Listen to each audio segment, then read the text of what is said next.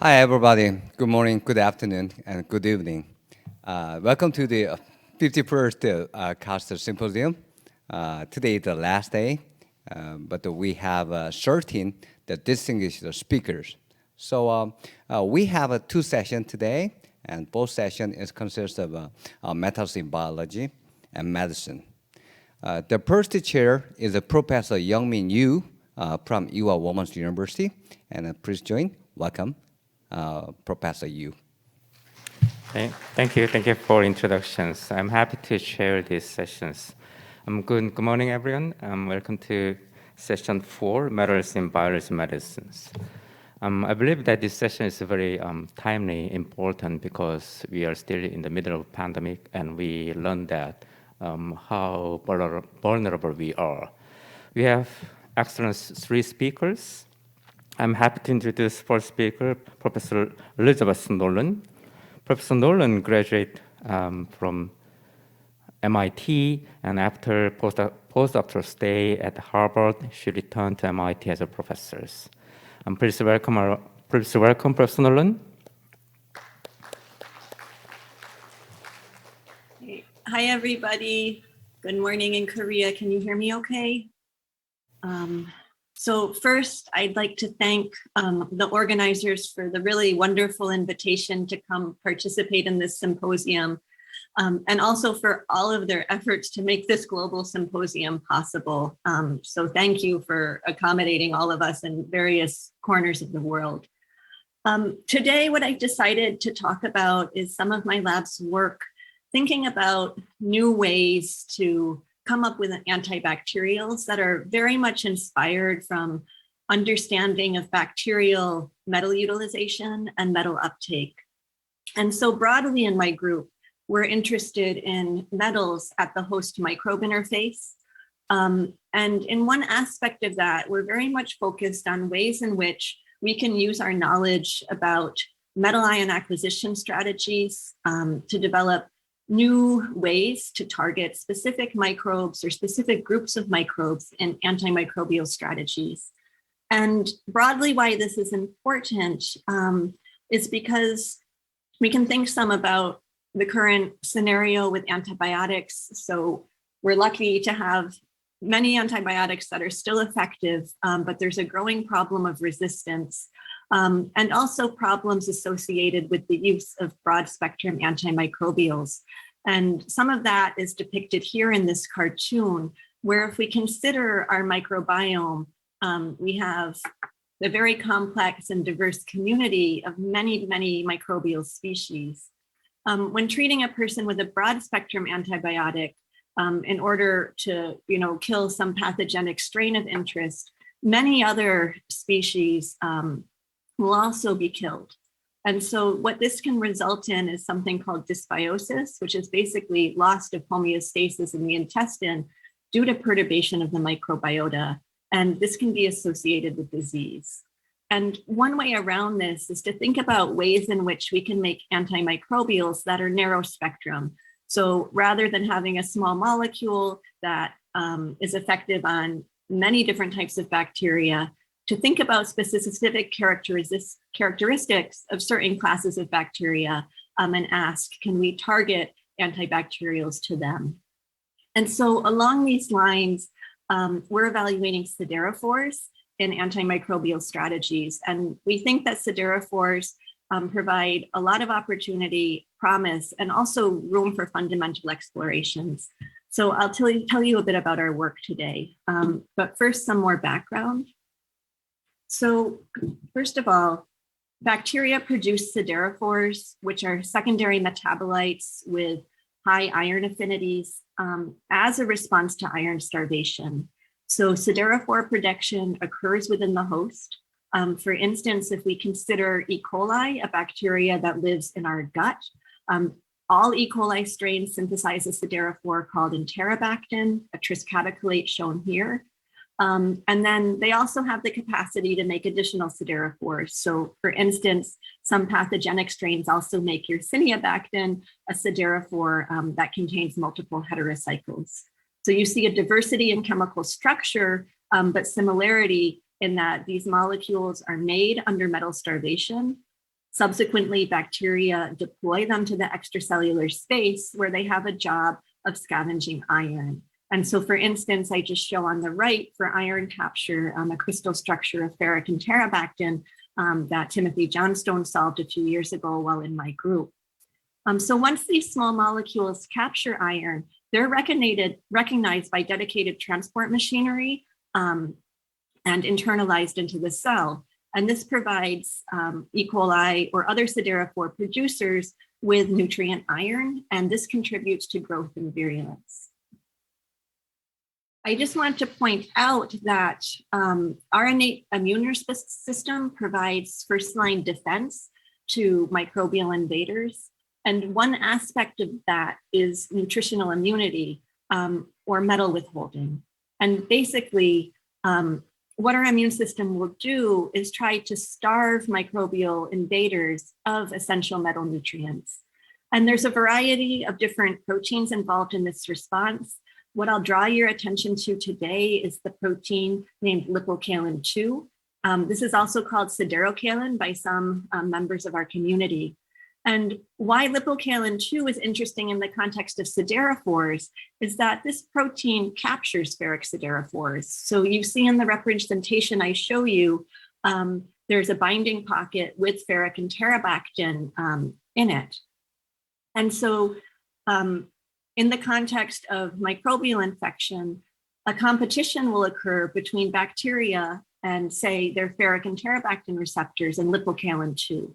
And if lipocalin-2 wins, it effectively blocks iron acquisition via the siderophore route.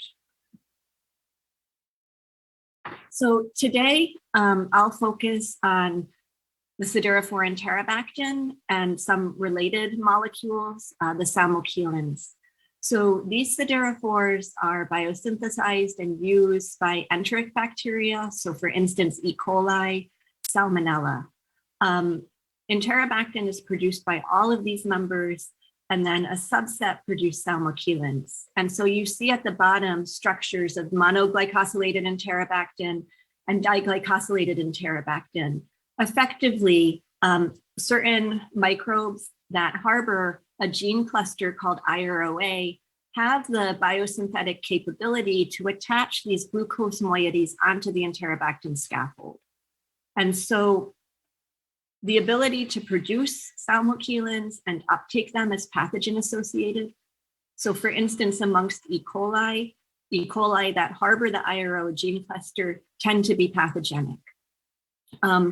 These molecules are thought to be important because they evade the metal withholding innate immune response. They cannot be captured by that protein lipocalin-2 because they have these sugars attached.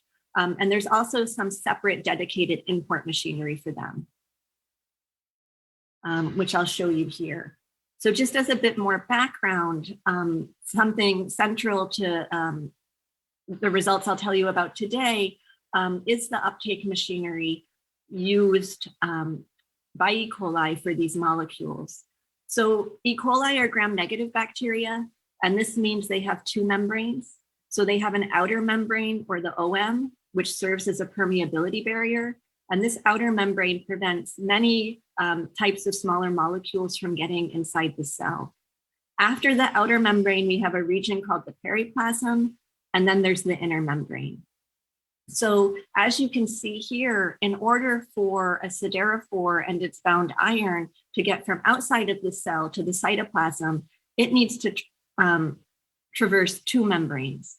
So first in the outer membrane, they're tone B dependent receptors. You see FEP-A and IRON shown in this cartoon.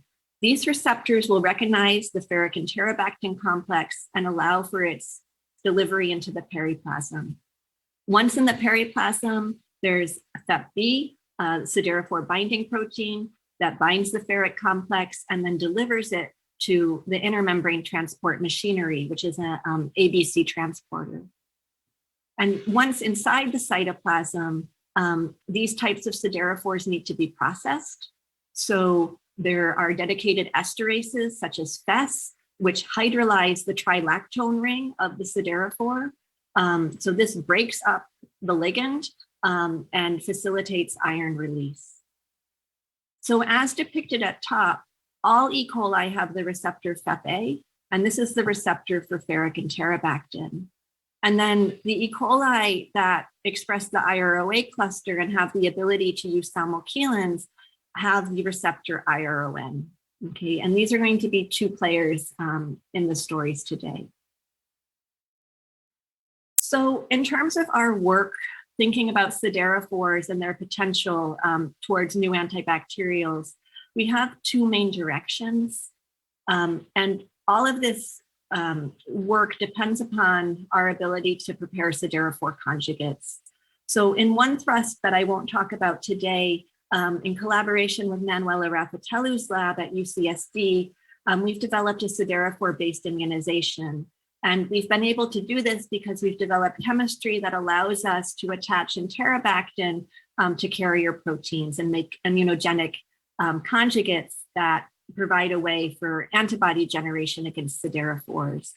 The goal here is to use antibodies similar to lipocalin-2. So antibodies that capture siderophores and thereby block microbial access to this nutrient acquisition route.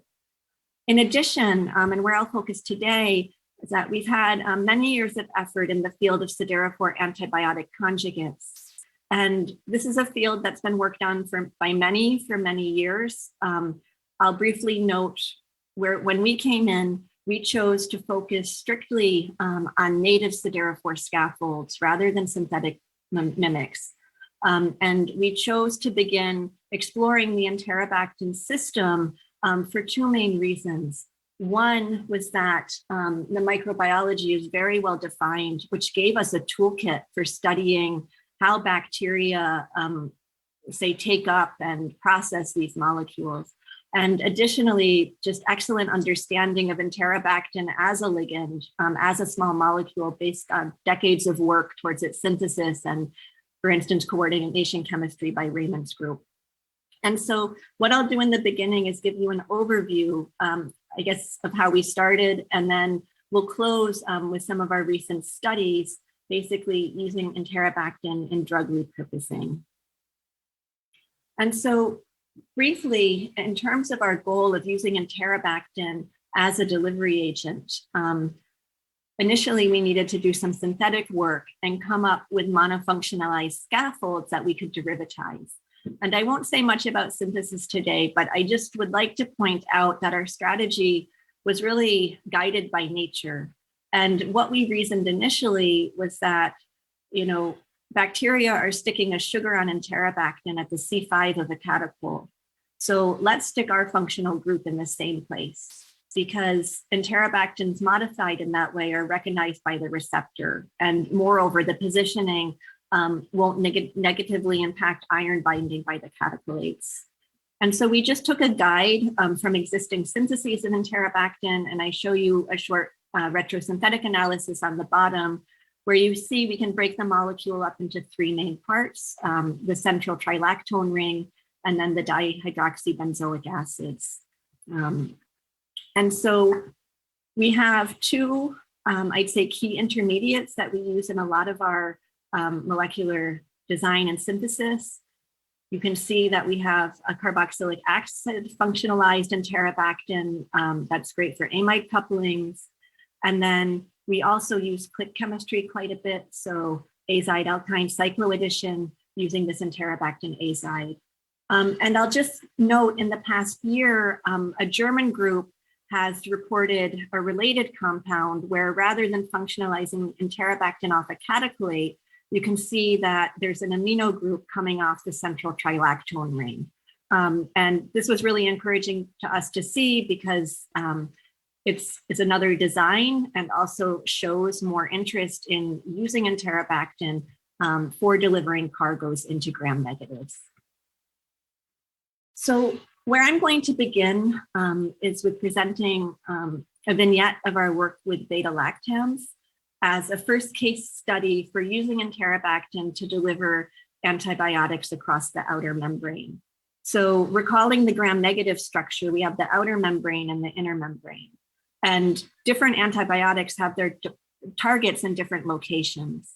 And so beta-lactam antibiotics, such as penicillin, cephalosporins inhibit the biosynthesis of the cell wall by inhibiting enzymes called transpeptidases or penicillin binding proteins.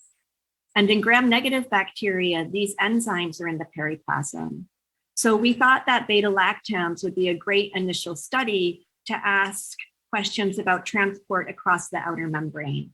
So can we modify a beta-lactam with enterobactin and successfully deliver it to its destination in the periplasm?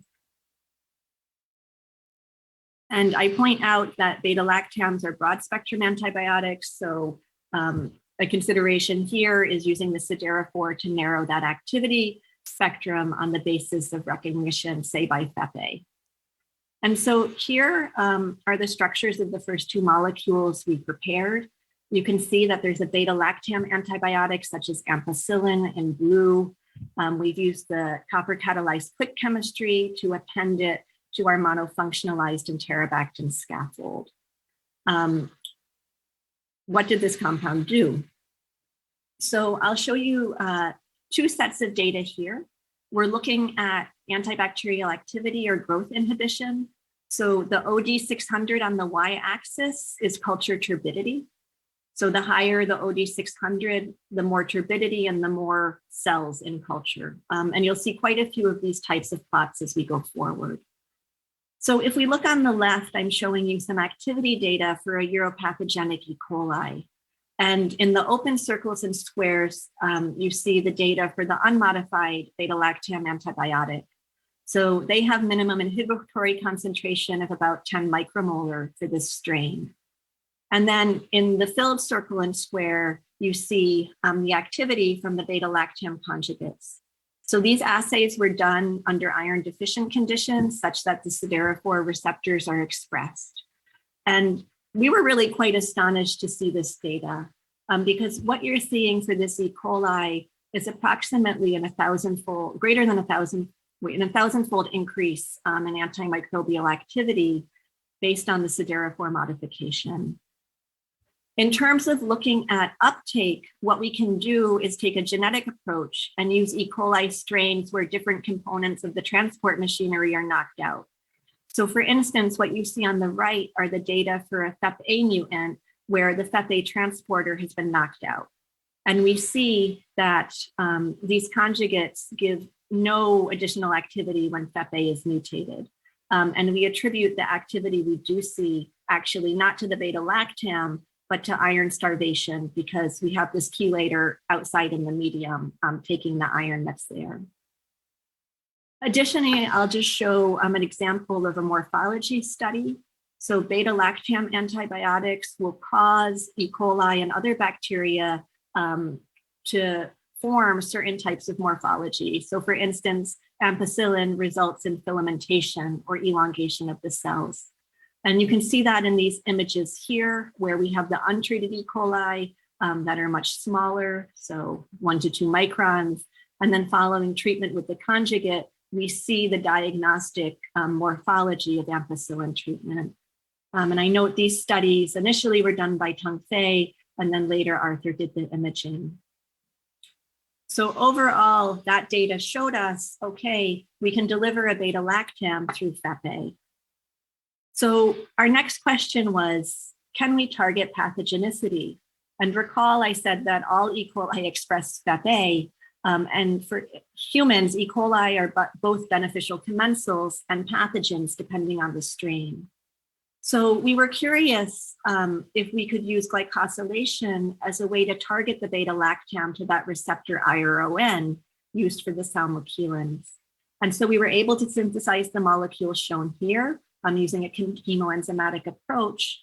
And what we found just by comparing the data in these slides is that the uropathogenic E. coli expressing IRON were susceptible to this compound, whereas the laboratory strain K12 was not. And I'll also just note that this compound was active in the presence of that enterobactin binding protein, lipocalin-2. So another advantage of the sugar modification. Next, we asked, well, we've made it to the periplasm. what about getting to the cytoplasm?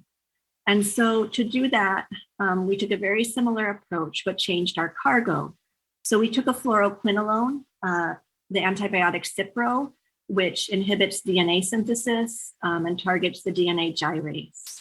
So Cipro is amenable to synthetic modification, and Tengfei initially designed the compound I show you here. However, when we initially looked at its antimicrobial activity, what we found is that it had none whatsoever. You can see in that data here, Cipro has nice activity at 100 nanomolar, and there was no activity at all for our conjugate. And so we ended up pursuing some other things. But then 5 years later, Wilma came back to fluoroquinolones as a cargo and pulled this compound out of the freezer. And it was still intact, and ended up putting it in some of her assays. And she made a really interesting observation, which I show you here. So whereas we saw no activity against the K12 laboratory strain, Wilma found very potent activity against these two E. coli strains, both of which are uropathogens. And so, initially we weren't as, adventurous with our microbiology and weren't looking at many pathogens. So the question is here, what's going on? Why are we seeing activity in these strains, but not K12?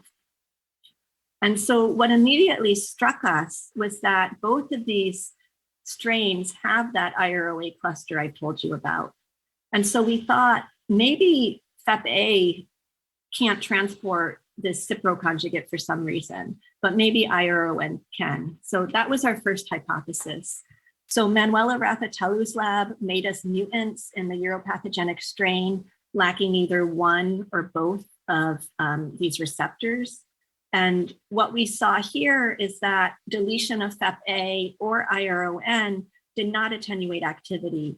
We needed to have both receptors knocked out. So that told us, okay, these strains both have the IROA cluster, but clearly the receptor IRON is not contributing or differentiating the activity. So we continued to work our way kind of through this gene cluster, thinking about what it encodes. And ultimately, we arrived at the esterase in the cytoplasm. So all E. coli have an esterase FES to hydrolyze enterobactin. And then some E. coli have IROD, which is the cytoplasmic esterase used for hydrolyzing the salmochemins. And so we began to scratch our head and wonder, could this be some form of prodrug strategy? And we need activation of N-Cipro by this esterase IROD to see activity.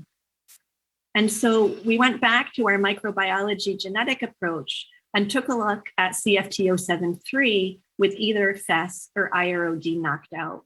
And you can see very clearly, if there's no IROD expression, there's attenuation of growth inhibitory activity.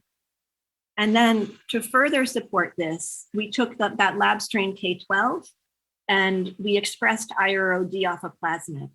And what we see in blue is if IROD is expressed in K12, the bacteria becomes susceptible to the conjugate. So this was a complete surprise to us. It was a really fun piece of detective work, and it allowed us to come to the conclusion that, we inadvertently targeted pathogenicity because this pathogen-associated esterase is activating N-Cipro in the cytoplasm.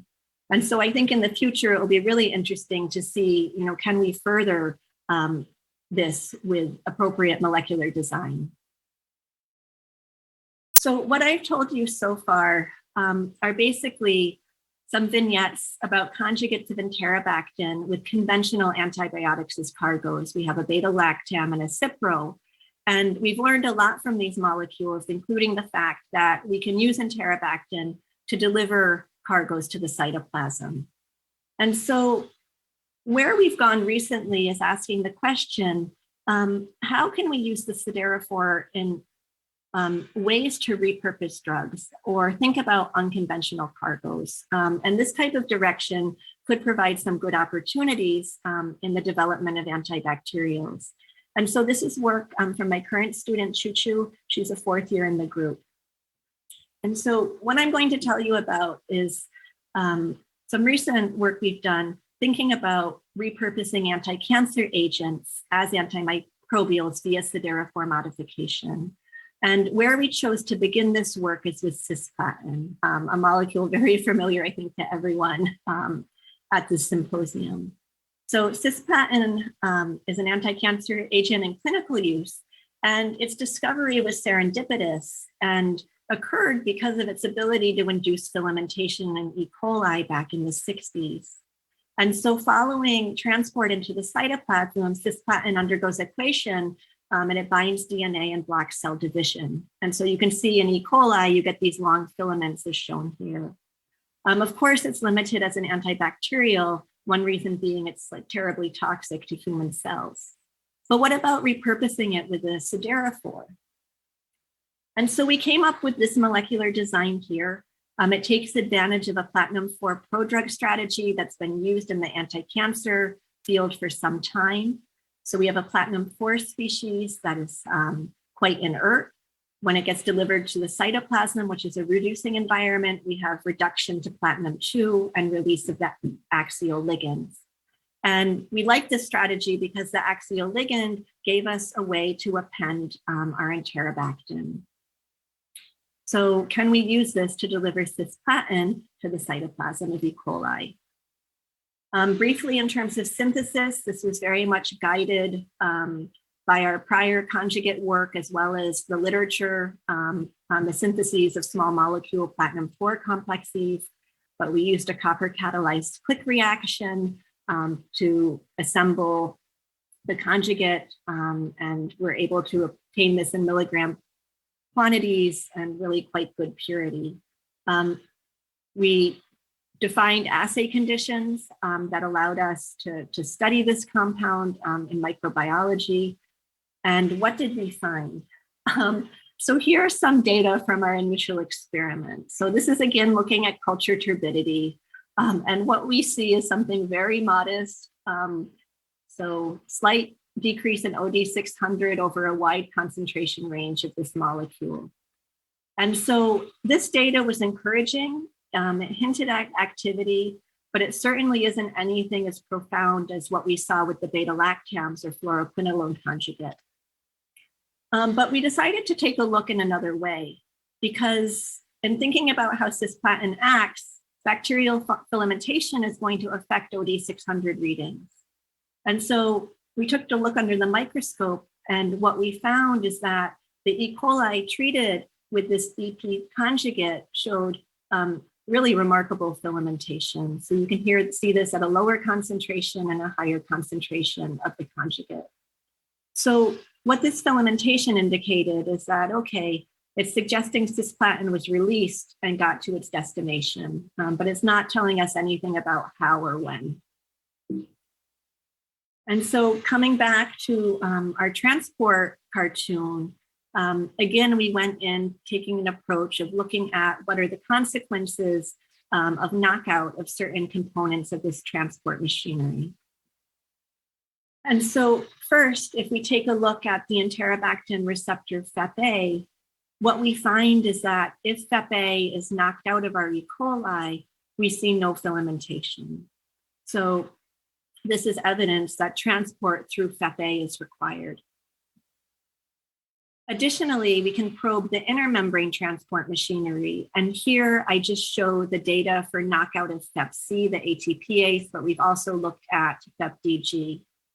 And what you see here is that in the absence of FEP-C, we see negligible filamentation here. And we also see very few dead cells using live dead staining, where green is alive and red is dead. So this data showed us that the intermembrane transporter is required for filamentation and cell death.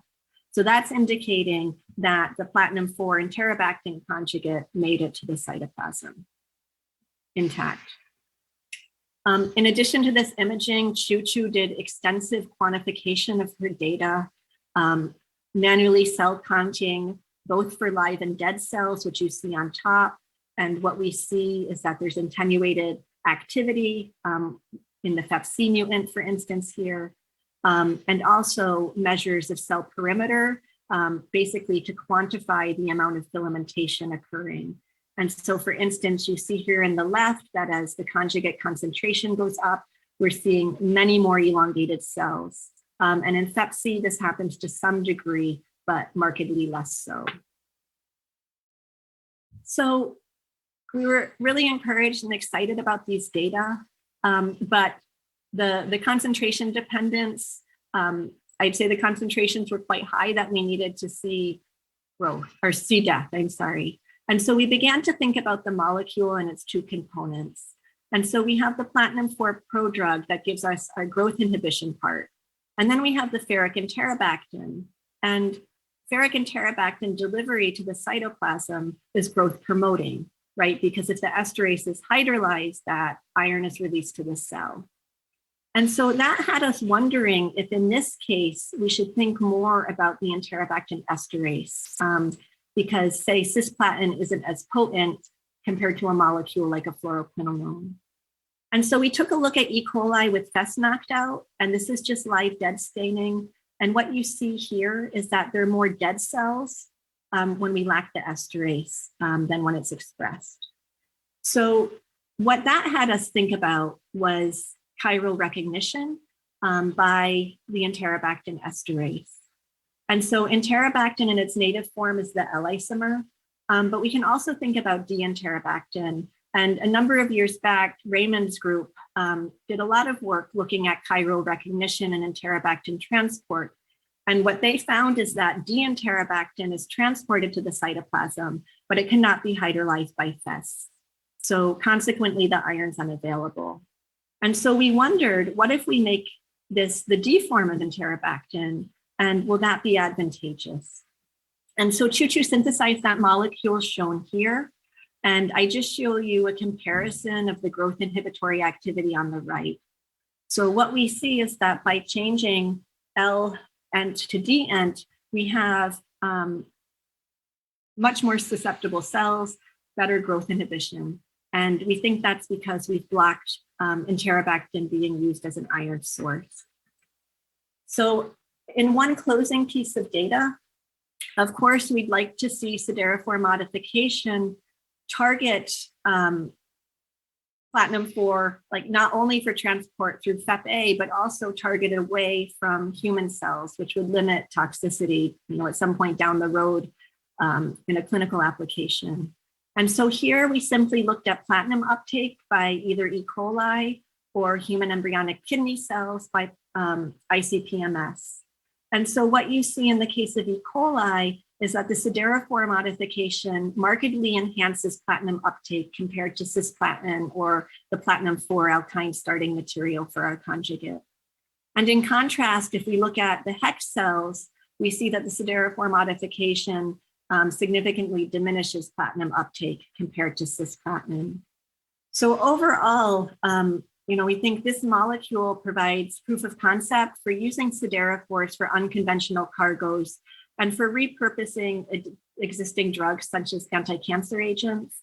And also, this study shows the utility of the D enantiomer of interrobactin for cytoplasmic delivery, and I think is a nice application, of some past fundamental studies in the literature. So with that, I'll close. I thank all the members in my group, and in particular, those who've contributed to the siderophore project. So I've showed you them and named them along the way. Chu-Chu has spearheaded all of the platinum-4 work. And I, again, thank all the organizers for the invitation and putting together this great meeting.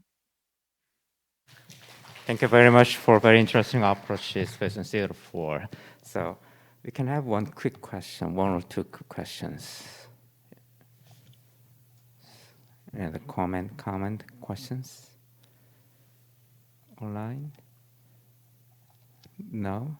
I see one question. Oh, sorry.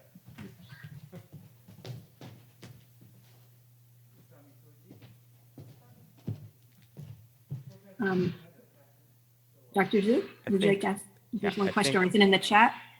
Yeah, I think Guangyu has a question. He raised the hand. Hi, morning. Liz, Guangyu from Hong Kong. So do we know how the protein 4 compound is activated in bacteria? We're assuming it's reduced similarly, so the bacterial cytoplasm is also reducing. So we assume Do we it's know what type of agent, what type of reducing agent may be responsible for the activation of PT4 in bacteria? Specifically, no, but we can be guided by all of the studies on eukaryotic cells. Okay, thank you. And another question from Professor Shoji. Okay, thank you. Thank you for a nice talk. So I have a question about the expression level of IOD, responsible for the hydrolysis of enterobactin. So if we add your enterobactin derivatives, the expression level of IOD and the PES is increased. Oh, we haven't looked to see how that affects relative expression of the esterases. Okay, so you didn't check it? No, we haven't looked at that yet. Okay, thank you. And there are another questions. So last part of your talk, so platinum is effective when you use D isomer. And that means the platinum cases no need to hydrolyze by the PES and IOD. Is this correct? Yes, yeah. So attaching different platinum cases, the IOD and the PES is no need to express. Well, I mean, they're going to be, the enzymes are going to be expressed under iron limiting conditions. So yeah, what we wanted to do by using the D enantiomer was prevent the esterase from hydrolyzing because the D enantiomer is not a substrate. Okay, thank you. Okay, thank you. Thank you. Let's thank our speaker again, and thank you for being with us. All right, let's move on to the next speaker. The next speaker, we have Professor Roland Sigel from University of Zurich. Professor Sigel received his PhD in University of Dortmund, and he stayed in Columbia University for postdoctoral stay as a research. He is now a dean of Faculty of Science of University of Zurich. Let's welcome Professor Sigel. Thank you very much for these nice words, and especially thank you to the organizers, Seung Mihi and Won Woo, for putting together this really extraordinary program and these 3 exciting days here. So we're going to switch gear a little bit and talk about nucleic acids. And so we work with quite a few nucleic acids in our lab. Among those are self-splicing catalytic RNAs, so ribozymes, where we work on self-splicing group 2 introns, as well as HDV-like ribozymes. But then we are also working with regulatory RNAs, can we change this? How do I do this?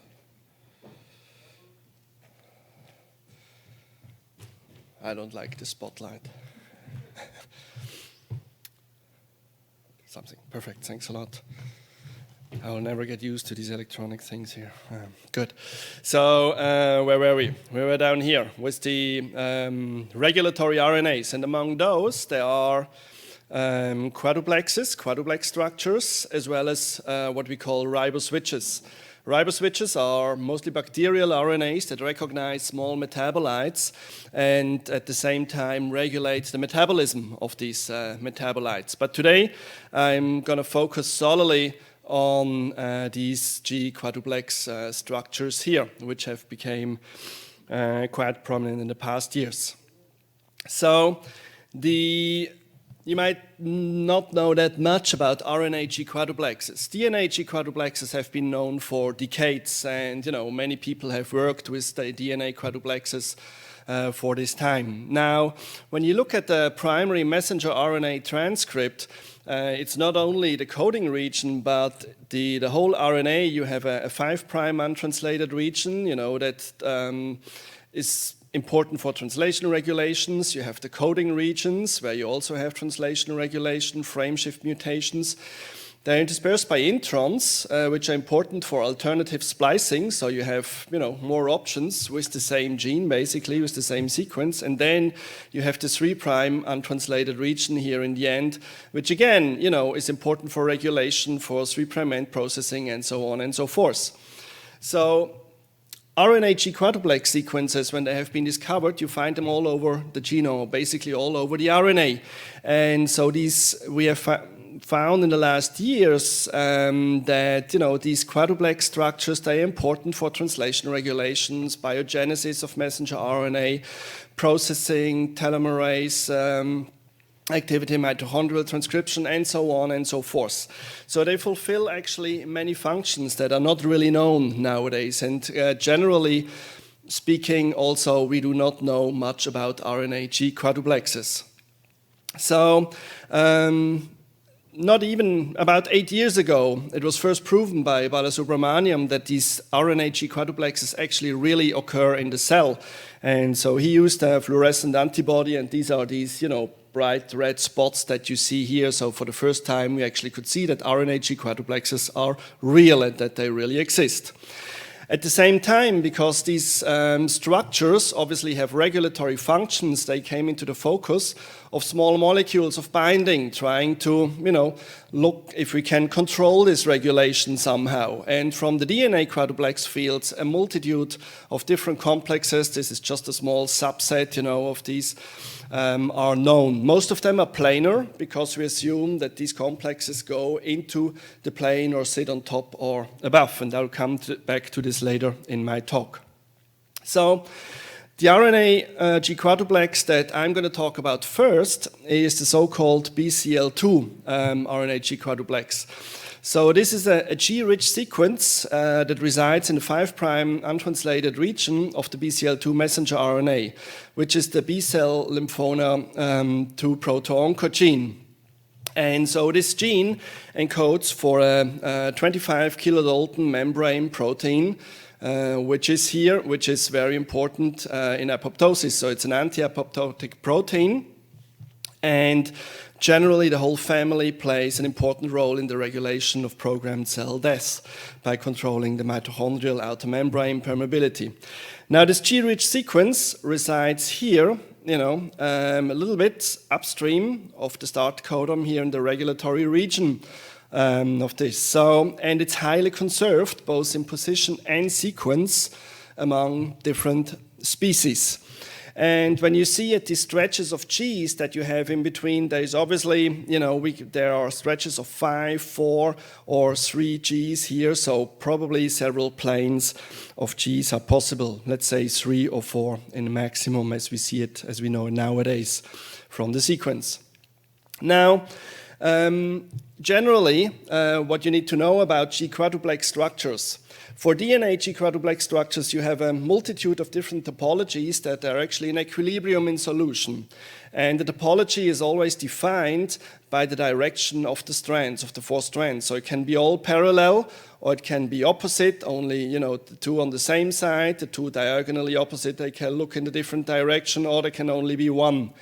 And this has then also an effect, or is also caused basically by the sugar pucker, is it C2' end or C3' end, or the orientation of the nucleobase towards the sugar, so the normal anti or the syn. And you see here this syn, basically we have in positions like here, for example, these quartets here, they have been defined.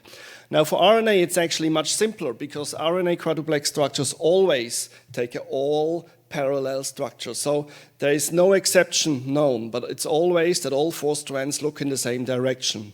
So this seems like the life with RNA quadruplexes is simpler than with DNA, but it's only half of the truth. These quadruplex structures, they require metal lines, and the metal lines sit in the center, basically in the central axis, and they stabilize it, and they're highly specific. So we can use all monovalent ions, but what you see here basically from the size, and it's really a matter of size in the end, it's mostly potassium in the case of RNA that stabilizes these RNA structures best. This is the NRAS sequence. The other one is the telomeric repeat RNA on the right.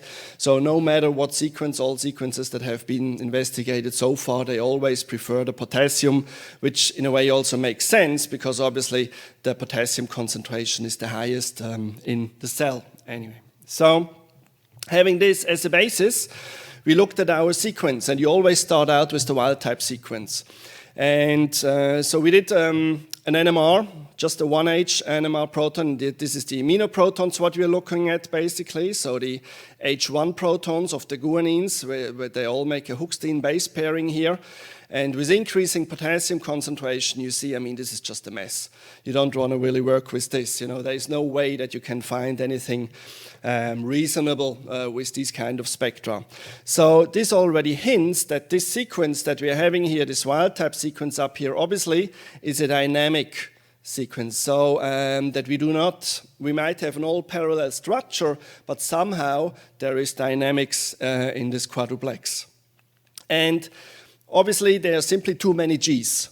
So there are too many options. And they are indicated by these red arrows here. And we started out mutating them. Or basically, these are the options what you have. When you have too many Gs, you know, they can either be involved within the quartets or they can be within the loop. And these are just the various options that we have. And when you have an equilibrium of all these structures in solution, this will be very difficult to figure out what really is happening here. At the same time, it is also very interesting because, I mean, the involvement of various Gs within the structure gives the cell and the whole sequence the possibility for regulation, you know, and recognition by proteins in the end. And this is what we want to understand in the end. What is actually going on here and what structures do we have in solution and how do they interact with other biomolecules in the cell? Or can we actually take this as an advantage also? So we started out mutating them. And so again, this is the just the amino region in the NMR spectrum. And when we get rid of a couple of Gs, and the easiest is, you know, that we cut the 5' end by 2 Gs so that we only have a stretch of 3 Gs, and we do the same here on the right side. And already the spectrum looks much better. Now this is a nice dispersion. The problem is that it's still too many resonances because we would expect only 12 resonances. You know, it's 12 aminoprotons that we have here, of 4 per quartet basically, 3 quartets on top, so a maximum of 12 resonances. And this is obviously more. So we have various conformations still in solution. And so we kept on mutating or getting rid of Gs. And this is basically the first where we had a hit. And this is now really, it's a triple mutant where we eliminate this G in the loop here, we eliminate this G in the second loop back here, and we shorten this stretch of 4 Gs just to 3 Gs. And now the spectrum looks really nice with about 12 resonances. So we can say this is really a uniform structure that we have, and with this one we can continue working. Now, the structural information on RNA-G quadruplexes is really scarce. And this was about the situation about a year ago, and it still is like this in the PDB. There is no standalone intramolecular RNA-G 4-strand structure known. So there's one complex with a protein, but obviously all structures so far, be it by NMR or X-ray determined, they're all bimolecular or tetramolecular structures, you know, where these strands assemble together. So this posed quite of a challenge to my students, and because how do we approach this? When you look at DNA G quadruplexes and how NMR structures are solved, what my colleagues do in the DNA field is they just synthesize their DNA strand with all the Gs here. And then they add a specific label. You know, you take the G, you put in an N15 here, you have an N15 enrichment, and you specifically look at the proton that resides in the N15.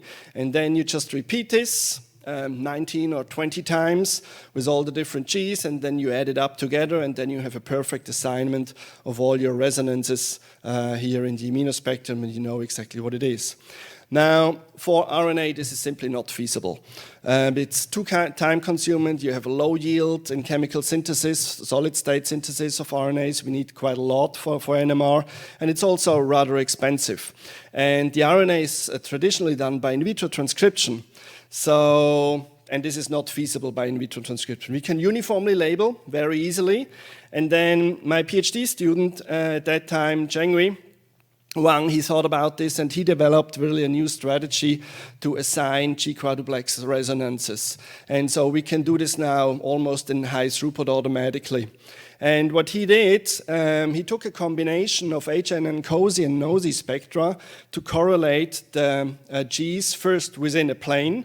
So he correlates the H8 to the opposite N2, the amino function of the G, and then again to the H1. And you see this, for example, so here, as they correlate the amino with the H8. So here we have the H8 to N2 correlation, so this would be the purple one here, and then we have the N2 to the H1 at the same side here. And so with this, we can basically move around within one quartet. And this is then verified also by NOSY spectra, because by NOSY, the H8 and the H1 here, they're close enough in space for an OE resonance, for a quite intense one. And so we can verify basically within the planes, within the 3 planes, which 4 Gs belong together. But we do not yet know the order of these 4 planes, of these 4 quartets.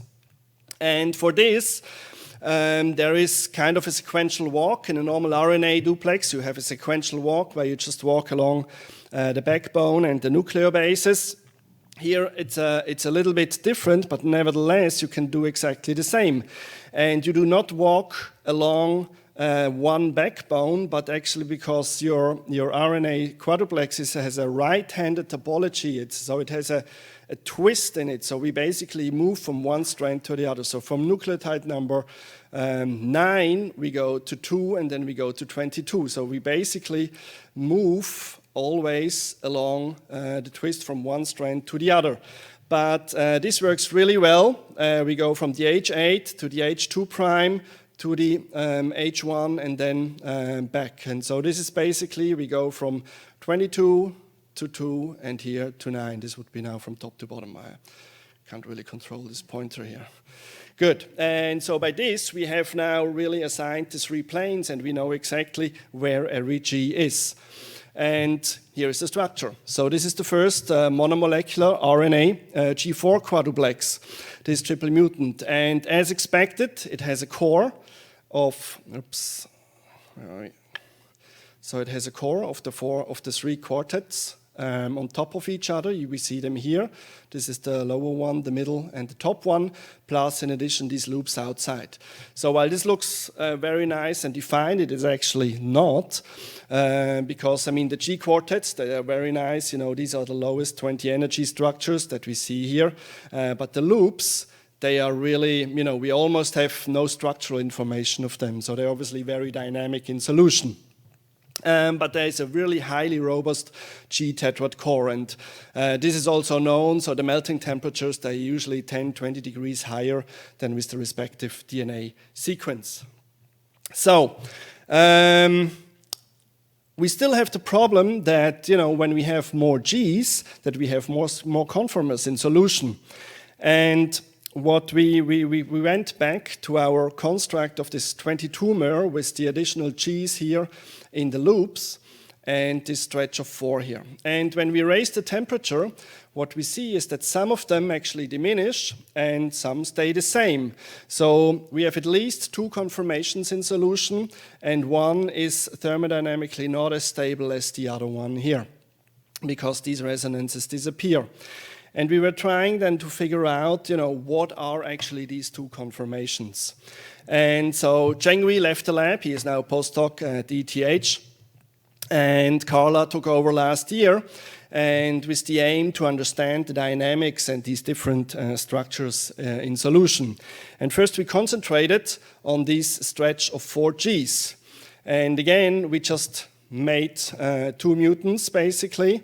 One where we replaced this G in position 8 with an A. And we see that this looks, pretty good. This is the mutant that we had before, and there is some overlap here. So this, I think, is not too bad, actually. So probably this is one of the conformers that we have. So this forces G11 into the quartet. In contrast, when we change G11 to an A, this looks also very nice. I mean, it's a beautiful spectrum, but obviously the pattern does not really match to a large part what we have in the 22-mer wild type sequence here. So this hints already that probably G11 is involved in the quartet also in the wild type sequence. Then we put the focus on the 2 loops. And we also reduced the number of mutants, and already here, when we have basically the 6A mutant, so it's only the 6th position that we are changing to an A, and everything else is actually as in the wild type. And this spectrum also looks very nice, and it's a pattern even closer to the 22-mer wild type. In contrast, when we have the 17U mutant, so we have basically now here a U, but the position 6 is the original G. Now these additional resonances upfield here, they suddenly show up as we have in the wild type sequence. So obviously the G6 is crucial for these other conformations that we have not yet observed. And then we looked at other mutants. The C6A 17U is pretty much the same as the triple mutant. I'm not going to go into this. And so what we can say today is basically that the loops that are not they are not unstructured. We do have a situation in solution where this G6 here, this one, no, it's the 8th position. This is obviously crucial for additional hydrogen bonding and base pairing here within this loop or together with this loop here. And we are wondering now what this is, and these are ongoing experiments. We don't have the full answer there yet. But when we just look at the distribution of these resonances, they hint, these upfield resonances, this is a typical region for non-Watson-Crick and non-Hookstein base pairing. So GU wobbles, sheared GA base pairs, and so on and so forth. And we're trying to figure out what this is. So obviously, it's not only the G4 quartet here in the middle that is important, but especially also the loop, and it takes up specific structures. Now, I talked about small molecules for targeting these G quadruplexes. And having had now one of these structures, a specific structure at hand in solution, the triple mutant, we were interested in how such an RNA G quadruplex binds small molecules. And our collaborator, Zhang Mao, he recently described this complex here. It's a tri-platinum complex, so it's a triagonal complex with a nitrogen here in the middle and 3 platinum-2 complexes, diethylene triamine complexes here at the end. And there is a structure with a DNA quadruplex, and you see it as expected, kind of. It really fits perfectly on top of the quartet structures, and it stacks up there. Now, why did we choose this complex? It's quite interesting because this complex is fluorescent. And single molecule fluorescence is, another part of my lab that I'm not going to talk about today. So there is an excitation and emission spectrum, as you see down here. And so we use now the fluorescence to characterize the binding of this P2 complex to the RNA G4 structure. What we see when we titrate the complex in, this is the CD spectrum here, this is typical signature of an all-parallel RNA, and it does not change at all, no matter how much complex we put in. So this remains stable. At the same time, obviously, the complex binds. When we look at the lifetime measurements, we do see a dependence. And we actually see 2 lifetime components. One lifetime component down here levels out at the ratio of 2:1 of the P2 complex to the RNA, and the other one levels out at a 1:1 ratio. And I'll come back to this in a couple of slides. So aside from the lifetime, you can also measure fluorescence anisotropy. And the fluorescence anisotropy reveals the change in complex geometry. So the anisotropy is dependent on the angle between the excitation and the emission dipole. It's this angle beta that we have here. And obviously, the dipoles here are along the three arms of this P2 complex.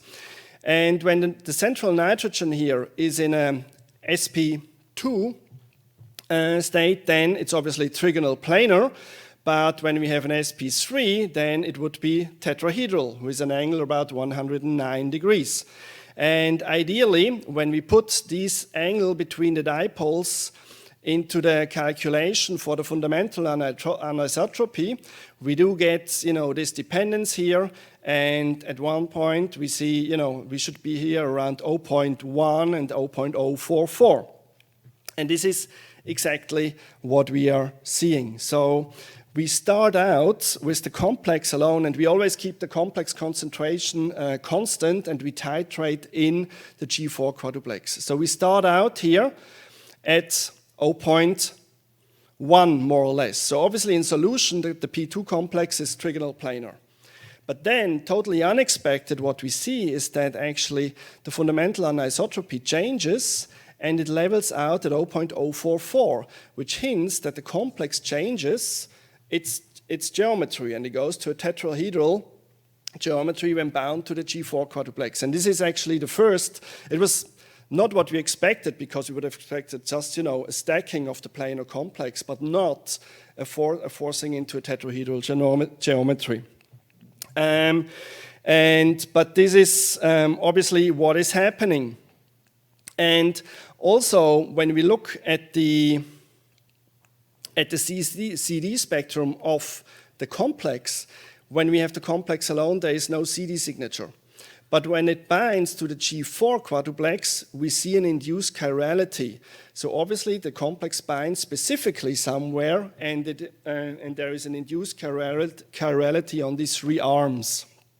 And again, it levels out in the end here at a concentration or a ratio of 1:1 between the two components. So we went back to NMR and looked, can we see something in the NMR spectrum? And this is only very rudimentary experiments that we took here. But when we combine our G4 RNA, the quadruplex, with our complex here in a 1:1 ratio, we do see that all the resonances in the amino region, they become rather broad. And obviously there is some dynamics here, and we assume that we just have two binding sites and that the complex shifts from one binding site to the other. And then when we add a second equivalent of the complex, our spectrum becomes nicer again, and we see a more or less, fix. It doesn't change anymore afterwards when we add more of the P2 complex. So obviously, there are two binding sites. We have not yet figured out how exactly it looks, but this would be the goal, to determine the structure of the P2 complex bound. But the quality of the spectra, you see, they are still rather broad, the resonances, which makes it more challenging. Now, for the final part of my talk, I want to switch gear to another G quadruplex sequence. We all know this guy here, the SARS-CoV-2 virus. It has occupied it for the past 2.5 years. And when we look at the whole genome of this coronavirus, we do see that there are quite a few open reading frames with non-structured proteins, 16 in total.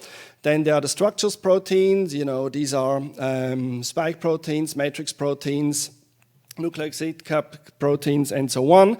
But importantly, there are 4 G-rich sequences found within the coronavirus genome. And you see them here. They have been described last year, have been published. And we focused on this one here, which is the NSP10. So it's a non-structured protein 10 G4 quadruplex. And it's a little bit different from what we saw before. And Haibo, a postdoc in my lab since last year, she took over in trying to figure out what is happening with this G quadruplex. Is this really a G quadruplex or not? And Special is that it's only 2 quartets, so there is only stretches of 2 Gs, and this makes it a little bit more complicated because the quartet structure is not so stable.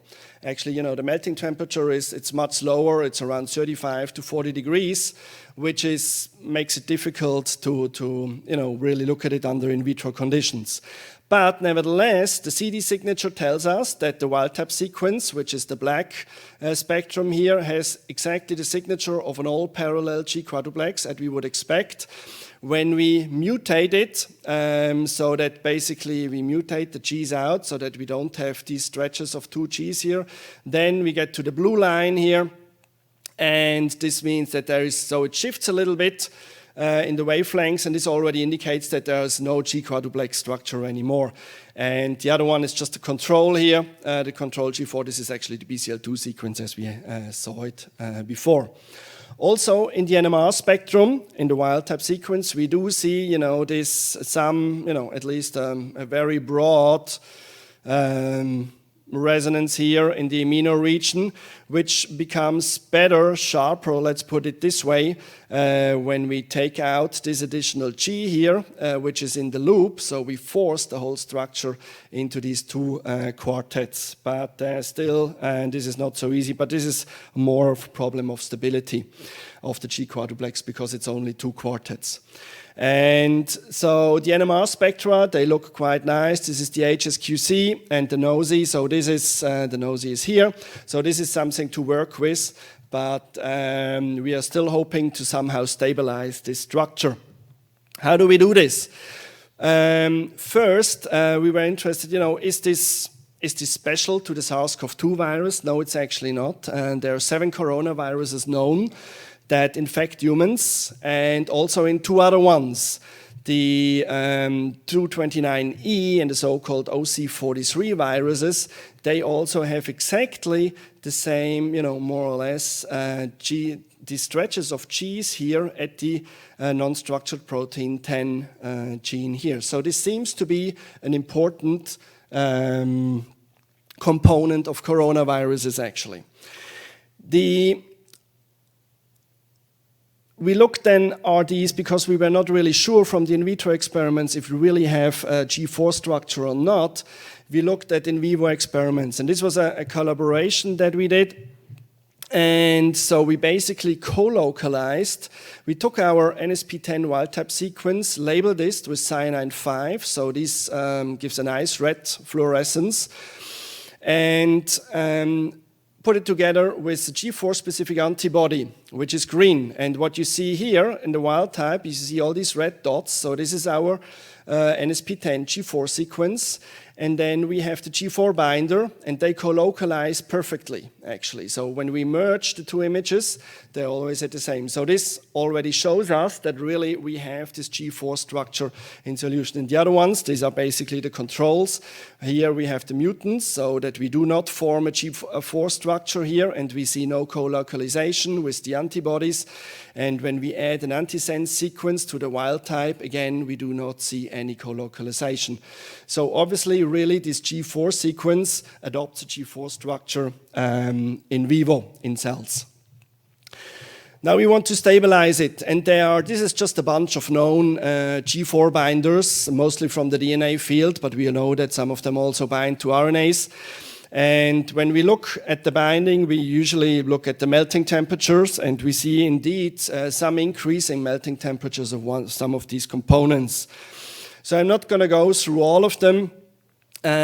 What we did is we basically infected these HUH7 wild-type cells with not the SARS-CoV-2 corona, because for simplicity, we took the 229E in the first go just for a trial and looked, what is actually happening here when we add increasing amounts of our G4 binders to these infected cells. And what we are looking at is basically something like you see here with the control. Remdesivir is not a G4 binder, but it's antiviral agents in the clinics. And what you look at is a disappearance of the green fluorescence, of the GFP fluorescence with increase in concentration. At the same time, the cells stay alive, so that you see the blue color. And so this is the ideal case here on the right side. And with some of the components, we do see a disappearance of the GFP protein, but also obviously of the blue color so that the cells also die. Now we can quantify this. And this looks like this in the first line here on top. What you see is basically the treatment with the component, what happens, and the cell viability. So compounds 3, 5, and 6, they die with the remdesivir as well in the nanomolar range. We are here in the micromolar range. And this is basically the treatment without the G quadruplex, and the cells also die. But what is important is this selectivity index down here. So basically, this already hints this BRCA19, which is compound 3. We have a selectivity index of 13.6, so meaning that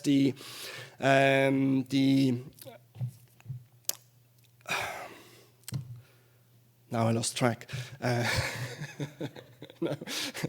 That the presence of the G4 sequence in the cell leads in the presence of the component of the compound that the G4 binder leads to increased cell death basically. So it looks like obviously really the treatment with this compound 3 with the BRCA19 leads to cell death, or an increased cell death, let's put it this way. So this is very preliminary, but again, this is a very interesting system, and I just wanted to bring this up to show you where this whole field is also going in general. So with this, I want to end and briefly summarize. I first showed you the BCL2 story, basically, where we have multiple conformations in solution. And what we know now is basically that there is one single G in the loop, which is responsible for additional conformations that occur in the wild type. And by making additional base pairs and hydrogen bonding in the loop, so giving it a real structure also of the loop. And we will be very curious to see in the future what this really means in terms of regulation of the downstream gene. And then we had this very interesting case of this fluorescent platinum, triplatinum complex here that changes its geometry upon binding to the quadruplex in a 1-to-1 or 2-to-1 ratio here. And in the end, a brief glimpse into the SARS-CoV-2 virus, where we also find G quadruplex. So with this, thank you very much. Alicia, she started out with the BCL2 a couple of years ago when she was a postdoc in my lab. She's now an independent researcher back in Spain. Then Zhang, who took over the project and developed this new strategy in the NMR assignment and structure calculation of RNA-G quadruplexes. Carla, who is now working on it, and Haibo, who took over the task of trying to figure out what is happening with the SARS-CoV-2 G quadruplex. And thank you very much for your attention. Thank you. Thank you. Thank you, Professor Sigel. There is a very nice piece of spectroscopic study on RNA-G quadruplex. I know it is very challenging project. So actually, we are a little bit behind the schedule, so you can have just one quick questions from the audience here or online. So Professor Lim. Hey, Roland, nice talk. I learned a lot. So when the platinum complex is binding to the quadruple, I know that the platinum complex can change the conformation, but how about the other side? The accommodation of a structural reorganization, is it significant? Or? I would assume, yes, definitely. I mean, this is really one of the questions that we want to answer. Which of the conformers is actually recognized by the protein? That's my and what's happening then actually with the protein, because when we are regulating the translation, somehow, but how this structurally works is simply not known. We don't know, but I would assume, as you say, that it also has an effect on the protein structure. Yeah, definitely. Thanks. Yeah. Nice talk. Thank you, Professor Sigel. So let's move on to our next speakers.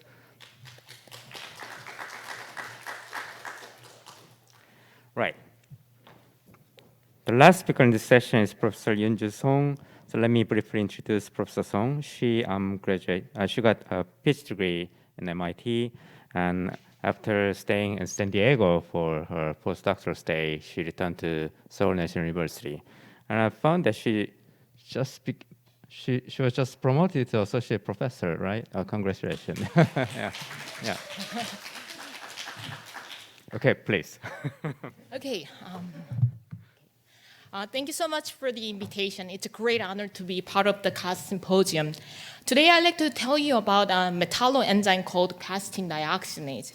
Before going into the detail why we selected this enzyme for investigation, I'd like to give you a brief introduction about the metalloenzyme, particularly the metal binding process in the maturation of metalloenzymes.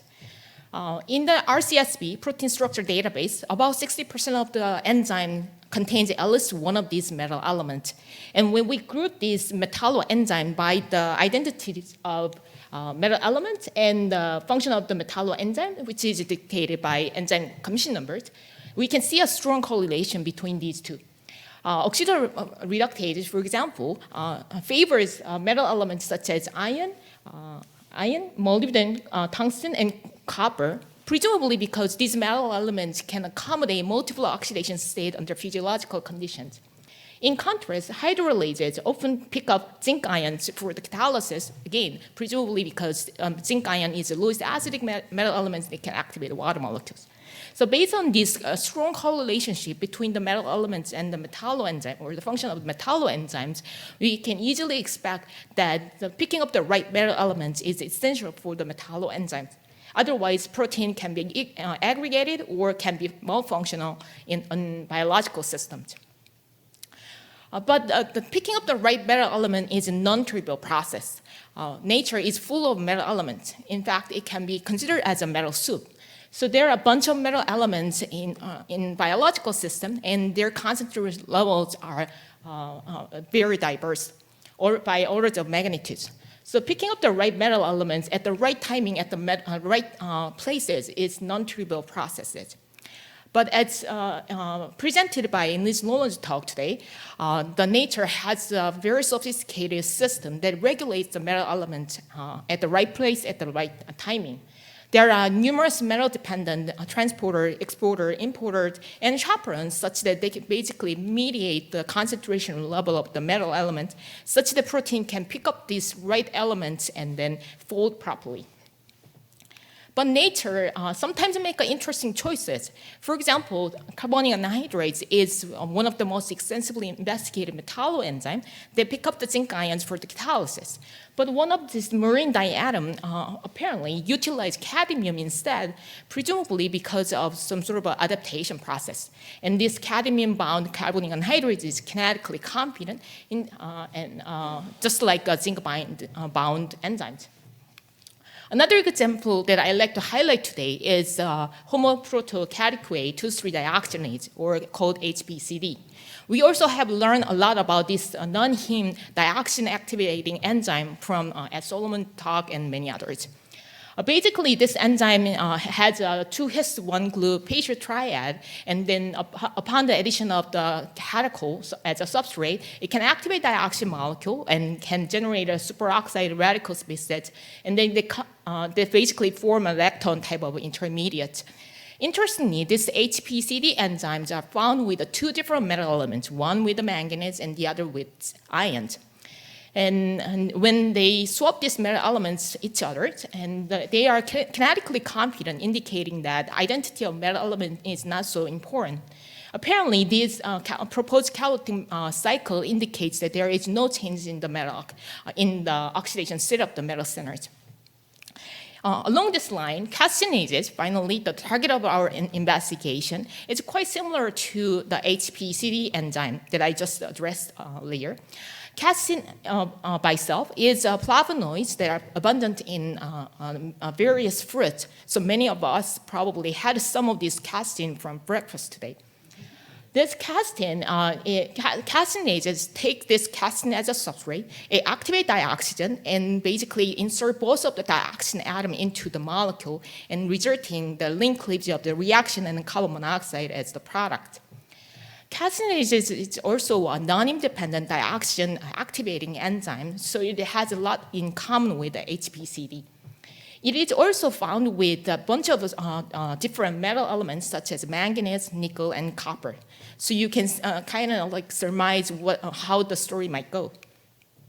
When we look at the three calcinated X-ray crystal structure of three calcinates, one is found with the manganese, another with the nickel, and the last one is with the copper, we can easily overlay these structures nicely, indicating their overall topology are very much the same. And most importantly, the first coordination spheres are about the same, indicating that and showing that the metal element, divalent metal elements are coordinated by 3 histidine and 1 glutamate.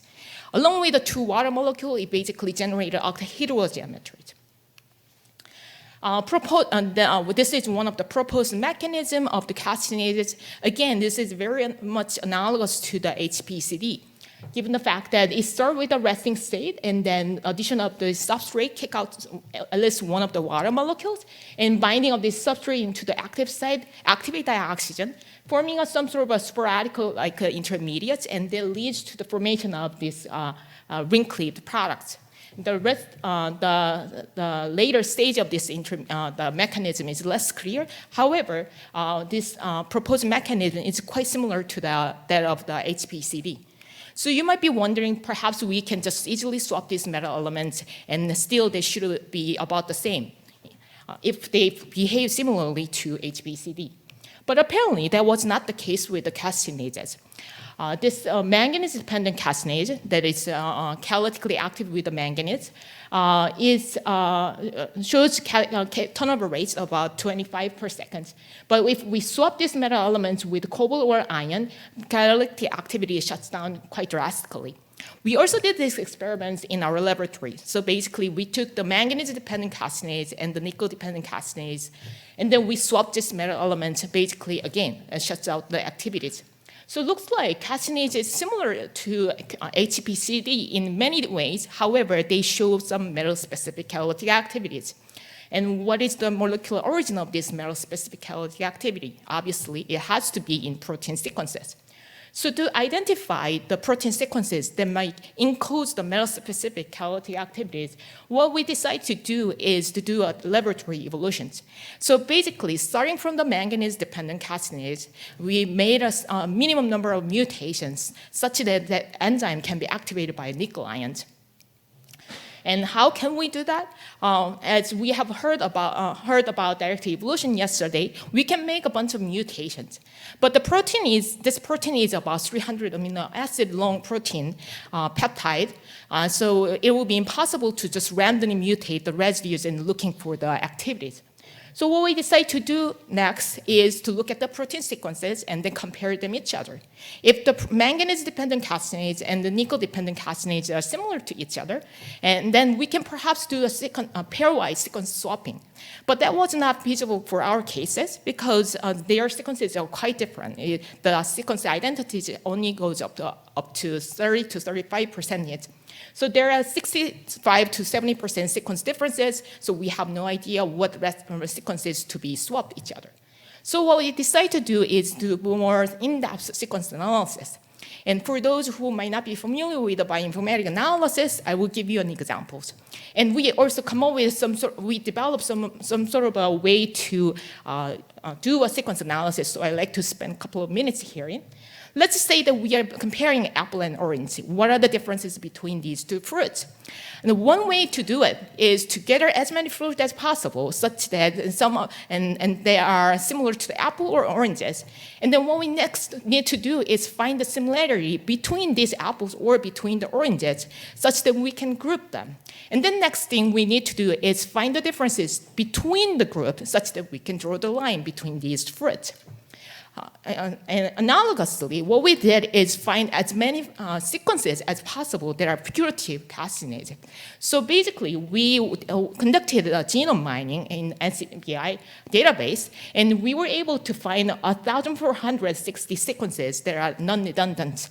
And then based on the sequence similarity analysis, we were able to group them into 6 clades shown herein. And interestingly, in the literature, there are 4 experimentally characterized castinases. One is dependent with manganese, another with the nickel, and 2 with the copper ions. And apparently, these 4 sequences are grouped nicely in discrete ones. So one manganese-dependent casinase in group 1, nickel-dependent casinase in group 2, and 2 of the copper-dependent casinase, despite their low sequence similarity, are grouped in group 3. It's suggesting that their sequence similarity or this similarity is somewhat related to the metal-dependent catalytic activities. Next, what we need to do is compare between the apples or between the oranges. And that can be basically doing a sequence alignment analysis and come up with the web logo analysis. So basically, the bottom, let's see, on the bottom, there is some sort of representative sequence motifs that might be important in these studies. And group 1 basically representing the sequences that belong to the group 1. Okay, so regardless of group 1 or 2, you can find some of the important sequences that are highly conserved throughout these groups.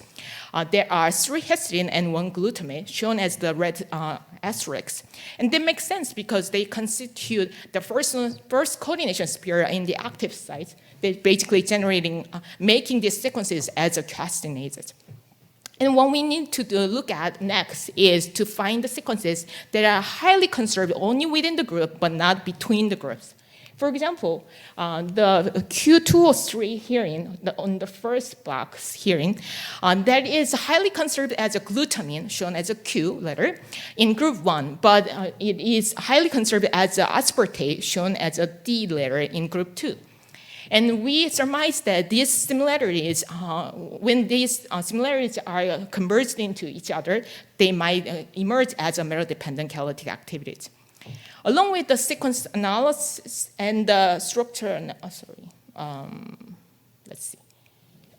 Okay. Along with the structure analysis, we were able to come up with these 6 potential positions that might lead to the regulation of metal-dependent catalytic activities. They are located all nearby these active sites, so constituting secondary coordination spheres. We conducted the iterative saturated mutagenesis. We basically randomized these sequences into 20 natural amino acids. And the numbers are shown in the parentheses is just the order of the sequence optimization that was determined experimentally. So we basically screen over 200 mutants, and based on this screening strategy. So we created a bunch of mutants and randomizing these positions, and then we express this protein in the 96 wild plates. We split it into the 2 such that we can measure the activity with the casting. At the same time, we also did some sort of a GFP assays to quantify the protein expression yield, and that was quite important for our studies because later on we came to realize that metal binding events is essential not only for the catalytic activity but also for the protein folding. And then we were able to normalize the catalytic activities herein such that we can see the impact on the mutations. Impact of the mutations on the catalytic activities. So this is one of the representative screening results, and how it might look like is, so each bar basically represents the single mutant, and then what we are looking at is the rate that will be shown as the red bar, and basically upon the addition of casting, we see the time-dependent consumption of the casting.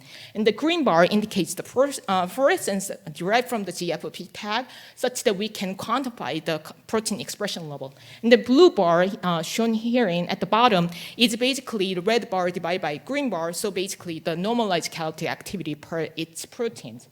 And the first 2 bars shown on the left is basically the catalytic activities of the templates. And what we were able to find is some mutants that shows higher normalized catalytic activity than the templates. And that would be our best hit. So based on this experiment, we were able to do, based on these screening assays, we were able to do 6 rounds of iterative sequence optimizations, and I can summarize all this data into one slide. So when we started the mutational studies, basically the wild type protein can be treated as the round 0 mutant, so shown as a 0 here. As I mentioned earlier, we started with a manganese-dependent casinase. Therefore, it is active with the manganese, not so much with the nickel ions. This R0 protein, or the wild type protein, can be expressed reasonably in a comparable yield with both mutant, both metal ions, and resulting this normalized catalytic activities. After first rounds of mutation, we are able to find the positive hit that give rise to substantially increased activity with the nickel, but not so much with the manganese. So apparently there is some significant trade-off between this manganese versus the nickel-dependent catalytic activities. This mutation did not perturb much of the protein folding process that leads to the normalized activity, as I mentioned earlier.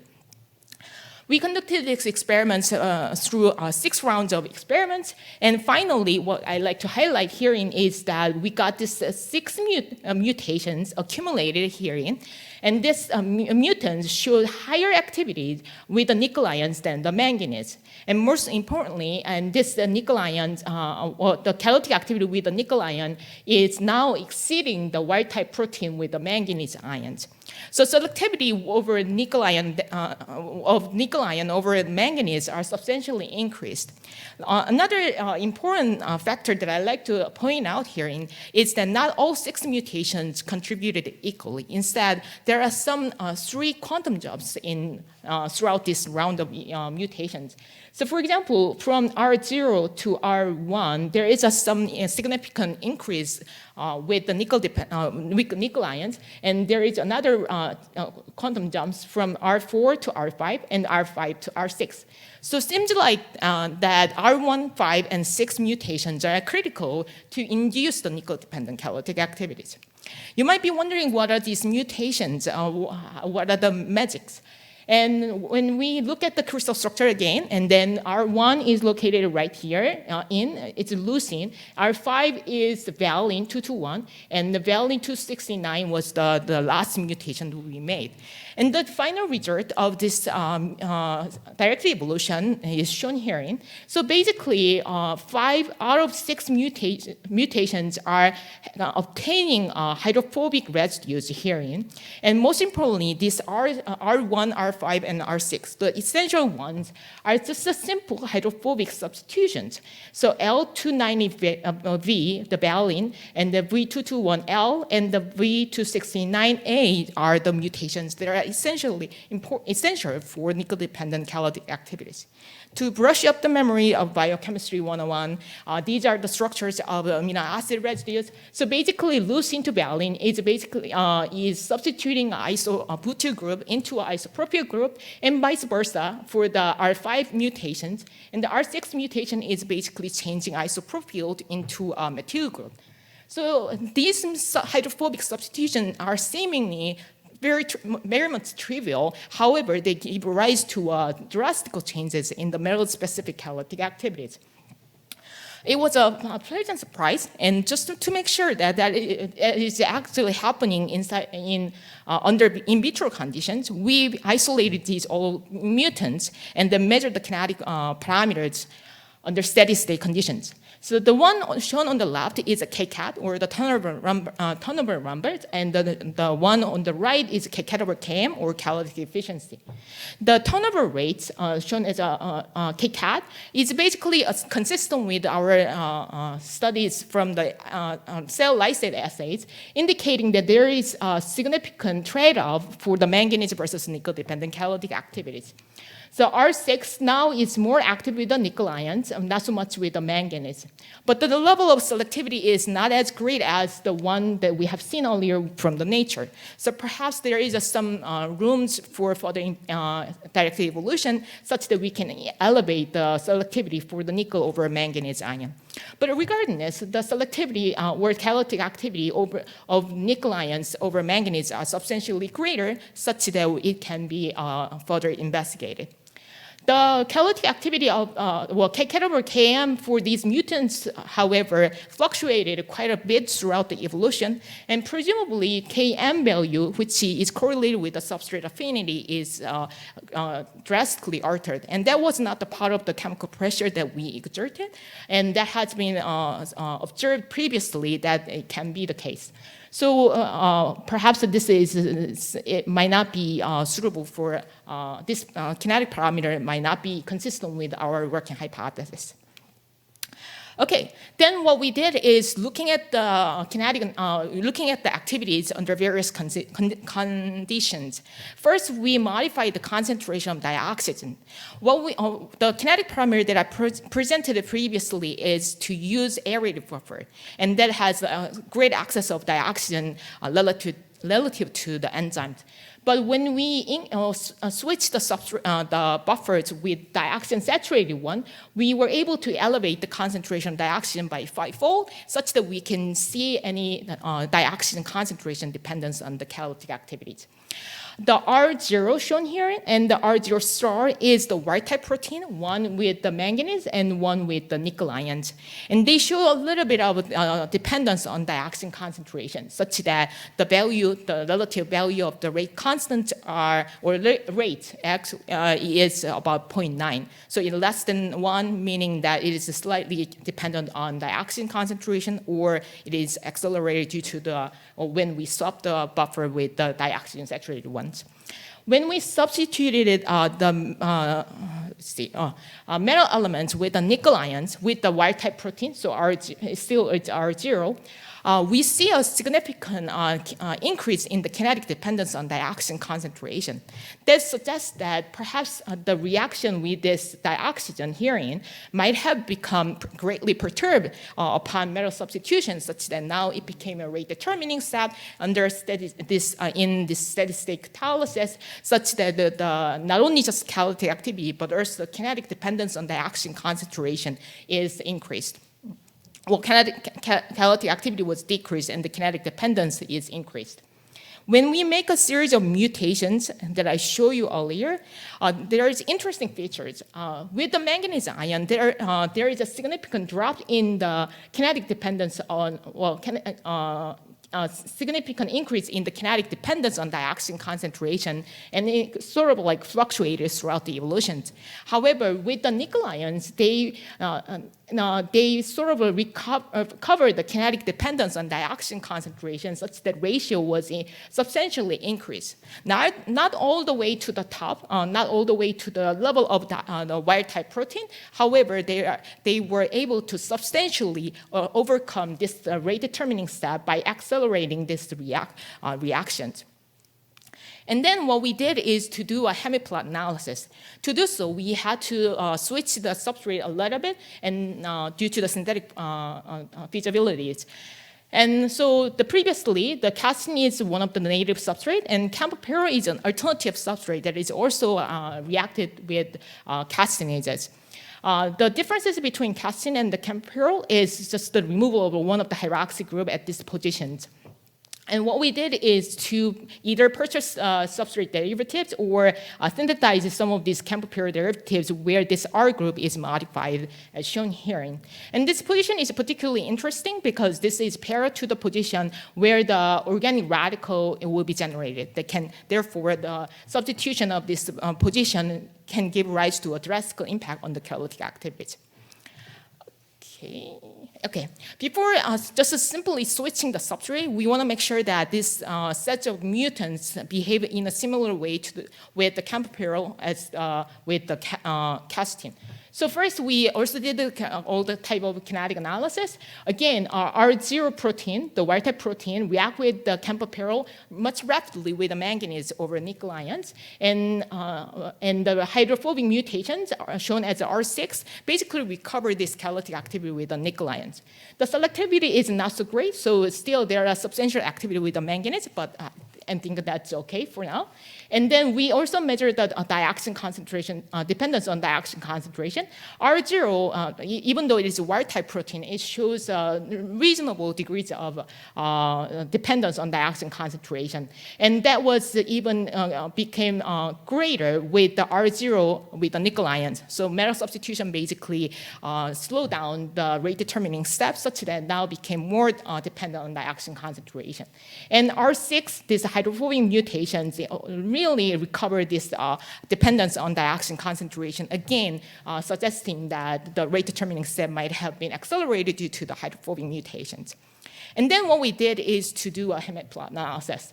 So first, we used array buffer for these cases, and we know that this buffer is not sufficient to accelerate this first reaction of the reaction with dioxygen. And that consistent with the negative values shown here for both manganese or nickel-constituted R0 proteins. When we switch the buffer with the oxygen-saturated ones, and this negative slope all disappears, and then that indicate again and is consistent with our working hypothesis is that the reaction with dioxygen is accelerated such that this electrophilic reaction is no longer the rate-determining step. And then we switched to R6 nickel protein and expecting that perhaps it will be about the same even in the oxygen aerated buffer, but that wasn't actually the case. So apparently the negative slope even became bigger with this R6 nickel proteins. So that was a pleasant surprise at that time. But given the fact that this mutation, hydrophobic mutation, presumably already accelerated this first step, we modified our working hypothesis in a way that now that this hydrophobic mutation overcome this slowest step, alternative electrophilic reaction might have become now the rate determining steps. And one of the possibilities would be this Craigie rearrangement that may occur during the formation of the lactone ring. And if that's the case, perhaps this R6 nickel mutants might be less sensitive to the concentration of dioxygen, and apparently that was the case, such that the negative slope still stays about the same here with the dioxygen-saturated buffer. So further investigation, obviously spectroscopic characterizations and the computational studies are necessary and will be followed. But what we can do, at least what we can conclude from this study is that these hydrophobic mutations and the nickel substitution counteracted each other drastic, and then their perturbations are quite drastic such that they determine the metal-dependent caloric activities. One thing at least we can do is to pick at this electronic structure of this enzyme substrate complex by looking at the UV visible spectrums. And what we were able to see is that when we use R0 manganese complexes, the lambda max was about 397 nanometers, and upon hydrophobic mutations, it was shifted by about 11 nanometer, like blue shift. But when we substituted the nickel ions, the metal substitution by itself gives rise to about 14 nanometer blue shift, and then hydrophobic mutations give rise to about 2 nanometer red shift. Although the later spectral shift is relatively small compared to the ones that we have seen earlier with the manganese, the opposite directionally probably is somehow correlated with the fact that the metal substitution and hydrophobic mutations counteracted each other. Okay, and we also see some weak, though notable correlation between this lambda max and the catalytic activity that we have determined from the kinetic analysis. So for the manganese one, this hydrophobic mutation basically generated the blue shift, whereas these mutations with the nickel ions, there is some rough but small but notable red shift, indicating that there is some correlation between the electronic structures and the catalytic activities. The correlation is relatively weak, presumably because catalytic activity shown as a KCAT basically represents the overall catalysis, whereas what we are looking at is only just the electronic structures of the enzyme substrate complex. To get some sense of what this about 11 to 14 nanometer shift means, we went back into the model complexes. So first, we look at the substrate analogs that we have synthesized for the hemiplot analysis. As you can see, this is just a substrate alone. And then upon functionalization, we were able to see the significant changes in the lambda max, and that is strongly correlated with the parameters shown in the hemiplot. And in the literature, there there is a biomimetic complexes where one of these R group is functionalized with the various ones, and then they measure the one electron redox potentials. Based on these correlationships, we just plug in about 11 to 40, what this 11 to 40 nanometer evolution means, and we were able to speculate that spectral changes correlated with the substitution of the hydroxy group to the chloro group, or that corresponding to about 700 millivolts, indicating that hydrophobic mutation and metal substitutions can give rise to drastic changes in the active site. So overall, to conclude, we are able to demonstrate that we can switch the metal specificity of the castinases by bioinformatic and directed evolution. And up to my best knowledge, this is the first example that we can utilize directed evolution as a way to investigate metal specificity. Surprisingly, the evolved mutants had hydrophobic mutations or substitutions that are seemingly trivial. However, they were able to switch the metal-dependent catalytic activities. And perhaps that indicates that we might have undervalued the chemical power of hydrophobic residues. They might play way greater roles than what we have expected. Okay, with that, I'd like to thank everyone in my group. Basically, this project or the story that I share with you is all conducted by Hyunuk who is also in the audience. And then he also mentored one of the undergrad students, Hyun-Soo Kim. He did the Campopyrrole synthesis. And with that, and lastly, and most importantly, I appreciate all the organizers and the audience in the today. Thank you. Thank you for a nice talk, Professor Song.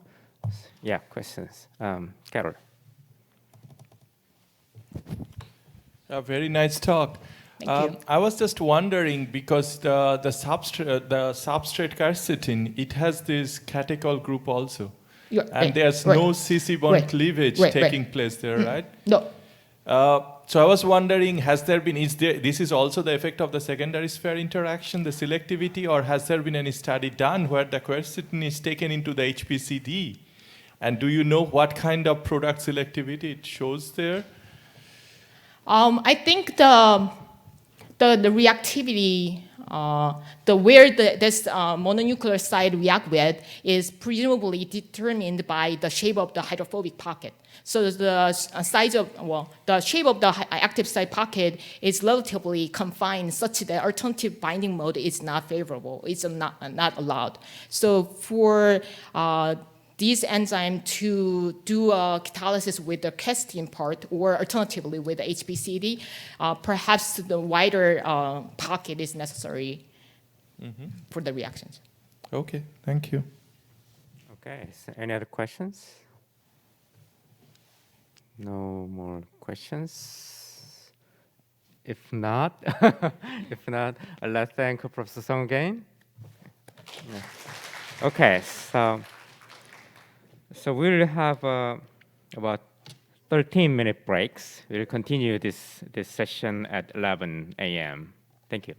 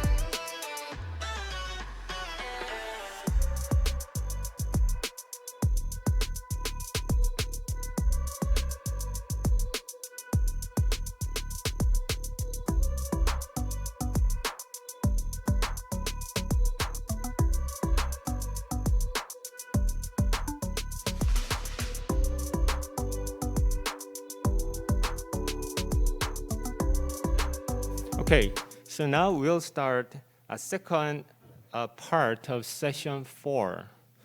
We have Professor Reza Ghiladi as the first speaker. He received a PhD from Johns Hopkins University and did postdoc research at Mayo Clinic at Rochester, and now full professor at North Carolina State University. His research interest is in sidecar, named following substrate-directed enzyme activity. So expecting interesting talk, let's welcome Professor Reza Ghiladi.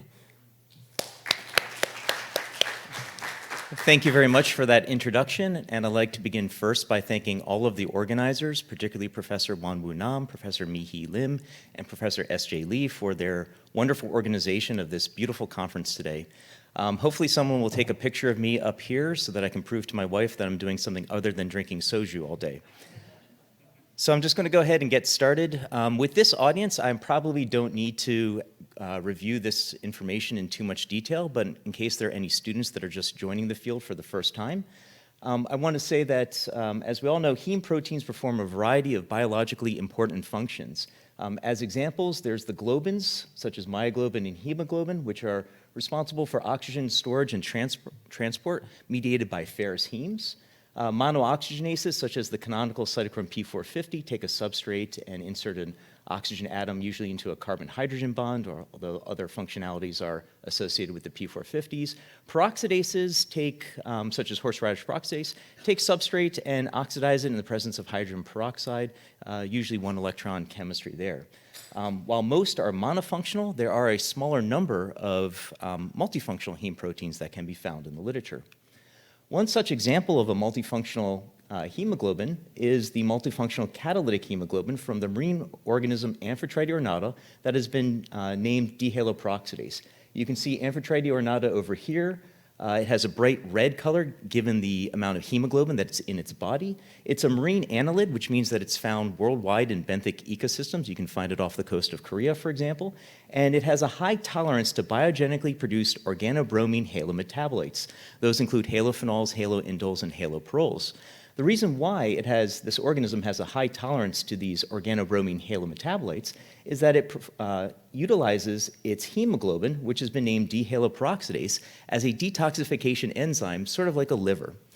And so as an example, this hemoglobin will take trihalogenated phenols in the presence of hydrogen peroxide, yielding the corresponding dihaloquinones, mineralizing the halogen as halide, with the O atom incorporated into the product being derived from water. And at the time that we started to take a look at this chemistry, this was the first bifunctional heme protein that was both an oxygen transport globin, but also had a biologically relevant peroxidase activity and was being called a globin peroxidase. So why study D-haloperoxidase? As many of you know, there are a number of persistent chemical pollutants, such as the Agent Orange compounds and the dioxin that's shown here, that have a very similar structure to those trihalogenated phenols that you just saw on the previous slide that D-haloperoxidase works against. They're also produced not just from herbicides and pesticides, but through industrial bleaching processes or from the incineration of chlorinated hydrocarbons. They end up bioaccumulating and getting amplified in the food chain, so they're actually toxic at part per trillion concentrations. And so they pose significant health risks, both acute and long-term. And so we and others in the field have thought for a long time, can we use D-haloperoxidase as a bioremediation agent? But I think more fundamentally important is that DHP, D-haloperoxidase, defies the predictive grouping by phylogenetic relationships. So if you take a look at its primary amino acid sequence as an example, it fails to predict either the peroxidase or globin activities of this heme protein or any of the other activities that I'll tell you about later.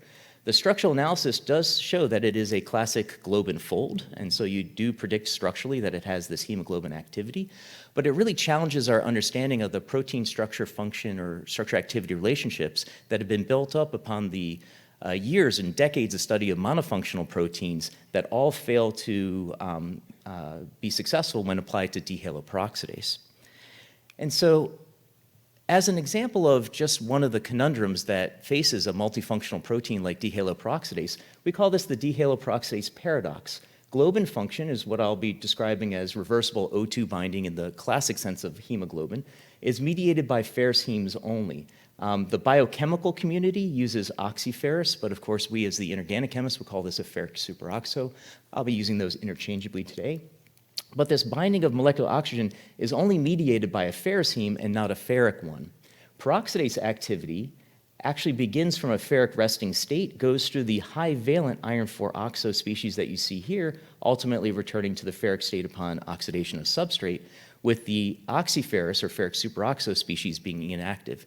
So we have an incongruency in the starting activities, starting oxidation states of the activities, in that globin activity requires an iron 2, but the avoidance of an iron 3. Peroxidase activity requires an iron 3, but the avoidance of an iron 2 site. So how do we rectify that apparent incongruity? I'm going to describe a little bit of our early work, not too much, but a little bit of our early work unifying the iron 3 and iron 2 oxidation states in one general scheme for dehaloperoxidase. You can see here, starting off with the ferric form of the enzyme, in the presence of hydrogen peroxide, we form the classic compound 1 species. However, because of the presence of tyrosine that's in the active site, we can form a tyrosyl radical that's given or denoted by this compound ES species that you see here. This activated form of the enzyme is 2 electrons oxidized above resting state, can react with trichlorophenol as a typical peroxidase substrate, generating back the ferric form of the enzyme and yielding the dihaloquinone product. And so you can cycle a peroxidase cycle here on the right-hand side of the screen. If you take a look at that compound ES species, though, what is our evidence for the formation of this tyrosyl radical species in the dehaloperoxidase cycle? And we did some rapid freeze-quench EPR in years past. If you take a look, dehaloperoxidase isoenzyme A has 5 tyrosines in the active site. If you mutate them out either singly, doubly, or triply, starting off with tyrosine 34, 38, and tyrosine 28, you can perform a lot of rapid freeze-quench EPR as a function of time. Usually, in our hands, we go as fast as 25 milliseconds, all the way through perhaps 60 seconds, and you can get characteristic EPR spectra for carbon-centered radicals. Based on a number of different mutants, we can go ahead and assign those radicals to the presence of the tyrosine 34 radical, tyrosine 38 radical, or tyrosine 28 radical as a function of time. And we can deduce a pH-dependent tyrosine radical migration from our rapid freeze-quench EPR studies, again, employing single, double, and triple tyrosine mutants, always changing tyrosines to phenylalanines. And so with that, we have evidence for the compound ES species that's shown here. Again, catalytically competent to react with our halogenated phenol to yield the corresponding dihaloquinone and returning the enzyme to the resting state that you see there. Interestingly enough, this product oxidation step is really important. So the ferric form of the enzyme and the compound ES form of the enzyme both react with dihaloquinone to generate the oxyferrous or globin active form of the enzyme. So it seems like there's a product-driven reduction, unusual so, because the substrate itself is more reduced than the product. The product is oxidized relative to substrate, but there appears to be a product-driven reduction that yields the iron 2 form of the enzyme. Interesting enough, and you can see it here, is that we have in the red box the transformation of the oxyferrous form of the enzyme to the ferric form that happens only in the presence of substrate and hydrogen peroxide. So how does that work? So here again is the normal equilibrium that would be present for a hemoglobin between oxyferrous DHP or ferric superoxo and the ferrous form of the enzyme. In the absence of substrate in an oxygenated atmosphere, this oxyferrous species is very stable. In fact, it does not react at all with hydrogen peroxide in the absence of substrate. In the presence of substrate, however, what we think is that the substrate binds in the active site, forces that distal histidine into the open conformation, destabilizes the molecular oxygen that's bound, yielding ultimately the ferrous form of the protein that can then react with hydrogen peroxide that yields compound 2. Interestingly enough, that reaction, ferrous dehaloperoxidase plus hydrogen peroxide, yields an intermediate which has a Sorey band at 420 nanometers, but also this very interesting Q band at 488 nanometers that doesn't match anything that we have seen previously, and that blue intermediate that we are ascribing to as a putative ferrous hydroperoxide species ultimately undergoes heterolysis to give us our compound 2 species that you see here. Compound 2, the UV-Vis matches, and there's no EPR spectrum for this compound 2 species, or no tyrosyl radical species that's present. Before anyone asks, no, we don't have the Raman on there just yet, so if anybody wants to collaborate, let me know, and we can talk after the talk. But the important part here is that substrate binding triggers this peroxidase chemistry in order for us to destabilize that oxyferrous form of the enzyme and ultimately give us reactivity between the ferrous form of the enzyme and hydrogen peroxide.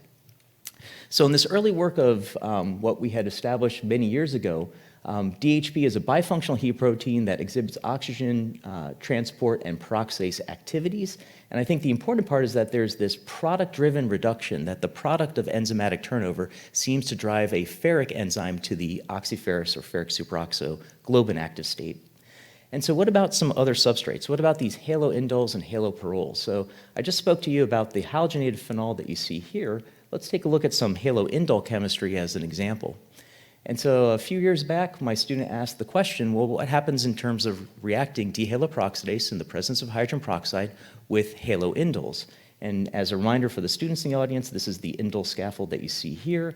And whether we have halogens at the 4, 5, 6, or 7 positions, or if we stay at the 5 position as an example and we go hydrogen to fluorine, chlorine, bromine, iodine, we have reactivity of our enzyme with these haloindols as substrates. Interestingly enough, horseradish peroxidase as a canonical peroxidase and horseheart myoglobin as a canonical globin, neither of these actually enzyme and oxygen transport protein respectively react with haloindols. So this is very specific to the globin peroxidase, dihaloperoxidase. The reaction proceeds aerobically and anaerobically with very little difference. Spin traps don't really matter, and there's a little bit of pH variation, but I won't go into that at this time. And so the question is, what are the products of oxygenation by reacting the haloindols with dihaloperoxidase in the presence of hydrogen peroxide? We use the representative 5-bromoindole as the substrate, and you see we get monooxygenated products, the oxindolinene, 3-oxindolinene here, the 2-oxindole, the corresponding isotin product, the hydroxylated oxindole, a ring open species, and it shows up very small in the chromatogram because the chromatogram's at 242 nanometers, but you can see that we formed this indigo product as well, and I'll talk about that in just a few moments. So we have oxygenated products, and so where are the oxygen atoms coming from? If you take a look at the primary products, the oxindole and the oxindolinene, what you see in the presence of labeled water is that there's no O atom incorporation. However, in the presence of hydrogen peroxide, labeled O18 hydrogen peroxide, we do see, in fact, a mass shift suggestive that the origin of the oxygen atoms into the products are derived exclusively from hydrogen peroxide, which is symbolic of a peroxygenase or O atom incorporation, very similar to the P450 shunt that you would expect for cytochrome P450 in the presence of hydrogen peroxide. If you're going to have that, as opposed to electron transfer that can happen over fairly long distances, in the case of O-atom transfer, you need to have the substrate bound in the active site of the enzyme for O-atom transfer. You can imagine a ferryl oxygen atom being positioned very nicely to react either in the 2 position or the 3 position of 5-bromoindole, according to this crystal structure that we received recently.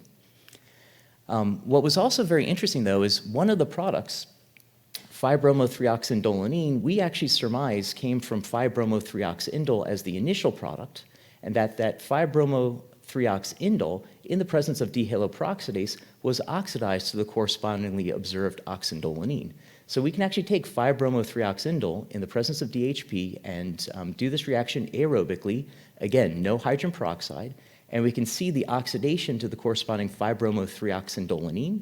However, that 5-bromo-3-oxindolinene further oxidizes to leucoindigo and ultimately to indigo that you see here in a stoichiometry that's far above the expected reaction stoichiometry. So we're catalytically generating this indigo compound that you see here. At the same time, if you use an oxygen electrode, you can see that we're consuming molecular oxygen. And so we have a reaction that forms catalytically a product that consumes molecular oxygen, no hydrogen peroxide present, and so that's an oxidase activity that we were able to report for this enzyme. And so if we take a look at the totality, we reported a little while ago that we have both peroxygenase activity that you see here in a classic peroxygenase type cycle, and we have oxidase activity that we reported as well. And so we thought to ourselves, well, if we take a look at this peroxidase activity, we form the corresponding 2-oxyindole and 3-oxyindole products. And we thought, well, maybe we can force oxygenation to the 4, 5, and 6, and 7 positions if we go ahead and put methyl groups to block oxygenation at the 2 and the 3 positions. And so we were able to perform these reactions, and we had some surprising results. In the control reactions with dimethylindole, no hydrogen peroxide present, we saw a large conversion to a number of different products, and I'll talk about the products in just a minute. So again, the control reactions, reacting dihaloperoxidase with dimethylindole aerobically, but no hydrogen peroxide, led to substrate conversion product formation. That reaction shut down in the absence of molecular oxygen, so anaerobic studies confirmed that we needed molecular oxygen for this chemistry to occur, and the presence of a strong radical scavenger, DMPO, did confirm, in fact, that this is a radical-based mechanism that, again, requires molecular oxygen. So taking a look at the HPLC chromatogram, as you see here, as expected, because it's a radical-based reaction, it's a mess. However, using this peroxomonosulfate oxidation, we're able to identify the 4 products that you see here, monooxygenated products, as well as a dioxygenated ring-open product as well. With the 4 products that you see here having O atoms incorporated, we wanted to identify where is the origin, or what is the origin of those oxygen atoms. When we performed this chemistry in O18 labeled water, we saw no incorporation of oxygen atoms into either the dioxygenated or the monooxygenated products. However, in the presence of O18 molecular oxygen, we saw the incorporation of oxygen atoms from O18 into the products with the label for both the dioxygenated and monooxygenated products. So this, of course, represents an oxygenase activity. Now, if we start to do some mechanistic studies on this, this is really work that we have to follow up more completely, but looking at some mechanistic studies, stop flow was actually too fast. It's better to do it by benchtop, but ferric DHP in the presence of molecular oxygen reacted with dimethylindole forms the oxyferrous or ferric superoxo species. So we do see this slow reduction. If we take a look at this chemistry by anaerobic resonance Raman, here you can see the ferric form of the enzyme is in black, ferric DHP. 2-methylindole and 3-methylindole in blue and red respectively do not do this chemistry. And as such, their resonance Raman spectra are virtually identical to the ferric enzyme. However, in the presence of 2,3-dimethylindole, which appears to do this oxygenase chemistry, we see a shoulder appear that matches up very nicely with authentic ferrous DHP. And so you can see that in the different spectrum, we're losing the ferric signature, and we're seeing the formation of the ferrous DHP. So we have a working hypothesis that accounts for the reduction of ferric DHP by dimethylindole, in that dimethylindole reduces ferric DHP to the ferrous enzyme, forming a putative indolelyl radical, which then would react with molecular oxygen, maybe mediated by the ferrocene, maybe not, we're not sure, to give the peroxyl radical. There's lots of chemistry that you can do with peroxyl radicals. Perhaps there's this sort of electron rebound to oxidize the ferrous heme to give us back the ferric resting state, giving us this hydroperoxide that then would be the chemistry involved. There's lots of different things that we can write after this step. But I think what we have been able to show is that we have an oxygenase activity. The question is, what's the mechanism? Those studies are ongoing in my lab. I should say that this chemistry worked in terms of peroxygenase activity with indoles, oxidase activity with indoles, but the oxygenase chemistry worked with dimethylindole and also with dimethylperol. And so if we take a look at the perol chemistry now, we have a number of different haloperols that we can investigate their reactivity with dihaloperoxidase. However, just for simplicity's sake, we decided to just take a look at perol itself. And so you can see here the reaction of perol in the presence of dihaloperoxidase and the hydrogen peroxide as an oxidant yielded very cleanly, you can see in the HPLC chromatogram, very cleanly perol 2-one exclusively as the only product that was generated. As the labeling suggested, this is proceeding through a peroxidase activity, and as opposed to most oxidative reductases that proceed with one electron chemistry, we're able to avoid polyperol formation because this is 2-electron chemistry that we're seeing here. So we're able to also, with a number of different stop flow mechanistic studies, put together a reasonable scheme that the ferric form of the enzyme gets activated to compound 1. Of course, we have addition followed by intermolecular rearrangement, releasing the substrate and ultimately yielding back the starting ferric dehaloperoxidase. And so this is, yet again, another example of a peroxygenase activity. We can follow that up with nitrophenol work that we did a number of years ago. So nitrophenol or 4-nitrophenol, you can see it here crystallized in the active site of our enzyme, in the presence of hydrogen peroxide and dehaloperoxidase, forms the corresponding nitrocatechol that you see here with this specific constitutional arrangement that you see here in the ortho position, the hydroxylation. That happens through a peroxygenase activity.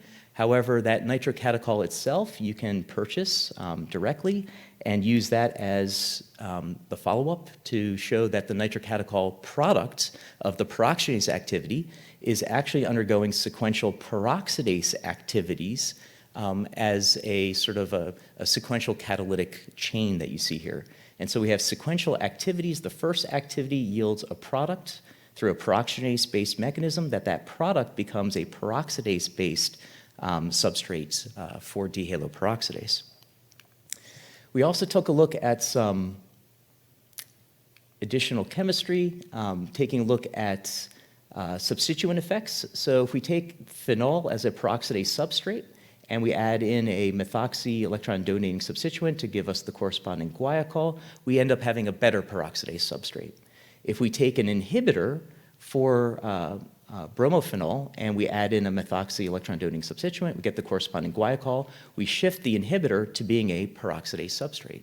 If we take a peroxygenase substrate like 4-nitrophenol, add in the methoxy group, we shift the activity that's displayed from 4-nitrophenol peroxygenase activity to a peroxidase activity. And so the substrate itself influences which enzyme activity is being displayed by DHP, at least when we take a look at these guaiacol type substrates. Taking a look at cresol type substrates was also very interesting. So if we took a look at 4-bromo-orthocresol, the single substrate, we ended up having two unique products, the 2-methylbenzylquinone that you see over here on the left and the catechol that you see over here on the right. Labeling showed that the 2-methylbenzylquinone was generated through a peroxidase-based activity, whereas for the same substrate reacting with hydrogen peroxide, we ended up getting this catechol through a peroxygenase-based activity. So we have one substrate and two competing oxidation mechanisms, again, both peroxidase and peroxygenase that you see here. So taking a look at some of the mechanistic work that we did to understand this peroxygenase activity, again, it's what you would expect from based upon literature precedent, the reaction of the ferric form of the enzyme with hydrogen peroxide in the presence of our substrate yields this compound 1 species that can either undergo electrophilic addition or an oxygen rebound mechanism, yielding the corresponding catechol products. So if we take a look, we have dehaloperoxidase as this oxygen transport globin. Its primary function, again, is to transport oxygen in the marine organism's body. But again, it displays a peroxidase activity where the corresponding halogenated phenol is oxidized to the corresponding quinone with the oxygen atom that's incorporated into the product being derived from water. It also displays peroxidase activity with a number of different substrates where all the products have their oxygen atoms being derived exclusively from hydrogen peroxide. We have an oxygenase activity with dimethylindole, and I should also say with dimethylperol, with the oxygen atoms being exclusively derived from molecular oxygen. And we have an oxidase activity that catalyzes the oxidation of oxindoles to the corresponding indigo products. Of course, with oxidase activity, the oxygen is the terminal electron acceptor, probably going to hydrogen peroxide or more likely to water. So we have these organobromine marine halometabolites, and we look at the halophenols, haloindoles, and haloperols, and we ask the question, can we move beyond these as native substrates and look at some other examples? And so we looked at azoles as potential substrates. In fact, azoles are not substrates, but they wonderfully bind to the active site of our heme protein, either directly through ligation to the heme iron, as is the case for imidazole and benzotriazole, or binding in the active site of our protein, as is the case for indazole. And we think that this is actually a really good model for understanding marine pollutants, pollution, as azoles are emerging pollutants. We think that azoles will disrupt the hemoglobin oxygen transport activity of marine hemoglobins because they're able to interact in this fashion that you see here.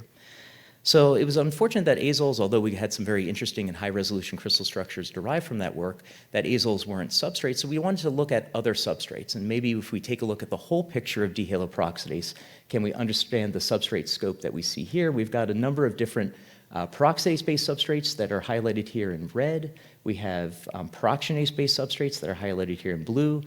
Red and blue makes purple, and so these cresols are the ones that show both peroxidase and peroxygenase activities acting on a single substrate simultaneously.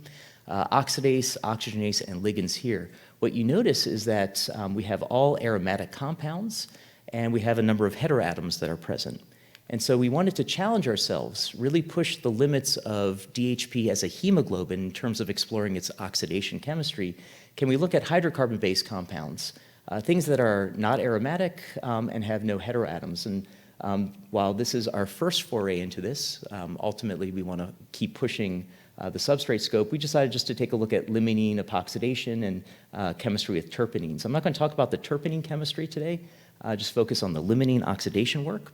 And if you take a look here, we have R-limonene is here on the left and S-limonene is here on the right. I'll change that in the future. But if we take a look at the reaction of dihaloperoxidase with hydrogen peroxide, with R-limonene and with S-limonene both, give us the cis and trans epoxides that you see here. And we do these studies, I should say, by GC mass spec. What we see is a little bit of a cis-trans selectivity in terms of the diastereomeric ratio, a 2-to-1 for the wild type, 4-to-1 for the wild type for R and S-limonene respectively, but the conversions are low, 12 to 15%. That's not unexpected. Again, this is a hemoglobin. These are not supposed to be substrates for a hemoglobin to do oxidation chemistry on, but we decided to do a little bit of very basic protein engineering. And so we looked at two different ways of doing this. First, by non-native cofactor replacement, where we just replaced the protoporphyrin 9 that has the vinyl groups to mesoporphyrin that has these ethyl groups that you see here, just to have some subtle changes in the electronics of the metal center and see if that influences reactivity. We also did some site-directed mutagenesis, where we removed the polar Y38 residue. We increased the bulk in position 21 with a tryptophan, and we tried to enhance some hydrophobic interactions by replacing the valine that you see there. And so just to take a look at the reactivity with the mesoporphyrin non-native cofactor, the cis-trans ratio is about the same as what we saw for wild-type DHP, but we had a 5-fold increase in the conversion of R-limonene that we observed here just through this non-native cofactor replacement. And then over here on the right-hand side, again, for the S-limonene epoxidation, cis-trans ratio, again, diasteric ratio is roughly the same, but again, 5-fold increase in reactivity. So that was promising. We decided to take a look at the reactivity of these Y38F mutants as well. Here we'll have conversion numbers on the left, and we'll have the diastereomeric ratio here, 50-50 down the line, but in the middle here, you can see going from wild type to meso, these are the data that was presented on the previous slide, but going from wild type DHP to the Y38F mutant, you can see that we're pushing the cis epoxide to being favored by roughly about 5-to-1, maybe even 6-to-1, as opposed to where it was 2-to-1 previously. We can increase the activity from 11% to 44% by having the mutant Y38F in the presence of our non-native cofactor. Similar results, although now we're favoring the trans epoxide, were observed for the S-limonene oxidation. In terms of taking a look at our protein engineering work with the F21W mutant, where we wanted to use the increase in the bulk to perhaps sterically hinder the active site to favor product formation, whether that was done for the R-limonene or whether that was done for the S-limonene, this failed completely. So we didn't really see any effect of F21W in terms of the diastereomeric ratio. It's most broadly seen here on the S-limonene oxidation. And so we have an explanation for that that'll come from our crystal structures in just a moment. But gratifyingly, we were able to actually start to push this cis-trans selectivity in terms of the diastereomic ratio with these valine mutants, either V59T, A, or I. And then incorporation of the non-native cofactor also increased our activity above what we saw for the wild-type enzyme. So for our limiting oxidation, we can start to get some really good numbers for favoring the trans epoxide in order to understand the sterics of the active site. But if we take a look here, our best values that we can see here for S-limonene epoxidation, in case of the V59I mutants, we're able to get about a 99-to-1 formation, or I should say ratio, between the cis versus trans epoxide. And with our meso cofactor, we're starting to hit close to 80% conversion. So with that in mind, we can kind of ask the question, well, what type of oxidation chemistry is this?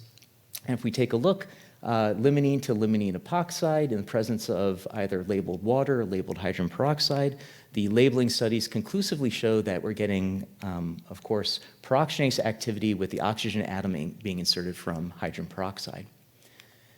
And so if we take a look at the crystal structures, again, the R over here on the left, the S over here on the right, you can see from the crystal structures of the substrate bound in the active site of D-haloperoxidase, the F21 is pretty far off to the side. And so mutation of this to a tryptophan didn't have any actual effect because it's too far away from affecting how the substrate and products would bind, presumably in the active site. But you can definitely see how V59I makes a close contact with the C2 position. Of course, we're getting epoxidation at the C1, C2 position that you see here, which makes sense. And you can also see that the tyrosine 38 would have some effect by removing a hydrogen bonding interaction that is stabilizing the substrate binding as well, or close contact, I should say, to the substrate. And so to summarize our limonene oxidation work, again, it's fairly preliminary for us, but we have a hemoglobin that is capable of epoxidizing R and S limonenes through a peroxidase activity, whose cis and trans selectivity we can control through active site mutagenesis, and that we can use a non-native cofactor replacement to increase the reactivity with limonenes. And so if we take a look at some other substrates, I'm not going to go into this into detail, but we're putting the manuscript together. A lot of this chemistry we learned from my good friend Osami Shoji at Nagoya University, who suggested that we take a look at this epoxidation reaction. In fact, DHP is able to epoxidize styrene and trans-beta-methylstyrene to the products that you see here. Ethylbenzene and indane both are hydroxylated by DHP to the corresponding products that you see here. We can do the cyclopropanation reaction with D-haloperoxidase, and we also do sulfoxidation chemistry with D-haloperoxidase. And so putting it all together, try to look at this sort of in an overarching kind of way. D-haloperoxidase, again, is a hemoglobin, but it has peroxidase, peroxygenase, oxidase, and oxygenase activities. And the question that I always ask myself is, if halophenols weren't the first substrate to be looked at with D-haloperoxidase, what would the name be if haloindoles were examined first? Would we call this a peroxygenase globin? But you know, the key here is that one substrate doesn't define an enzyme, and so we're trying not to call DHP anymore DHP, we're trying to call it the multifunctional catalytic hemoglobin from Amphitrite ornata to describe all the different enzymatic activities that this hemoglobin can perform. And we call this the substrate-directed enzymatic activity paradigm, or sidecar. We view it as if the enzyme is a motorcycle, right? It's got the engine, it does the reactivity, but it doesn't know where it's going to go. And so the passenger in the sidecar is the substrate. It has the map, and it decides where it's going to go. And so if you're a sterically hindered substrate, that has your carbon atoms that are blocked by halogens, you're probably going to go through a peroxidase-based activity. If you're sterically unhindered and you're able to bind in close proximity to the active sites, ferriol, then you'll do O-atom insertion chemistry through a peroxidase-based mechanism. If you're a reducing substrate, probably an oxygenase-based mechanism, but it's really the substrate that is taking charge of the chemistry that the enzyme is able to do.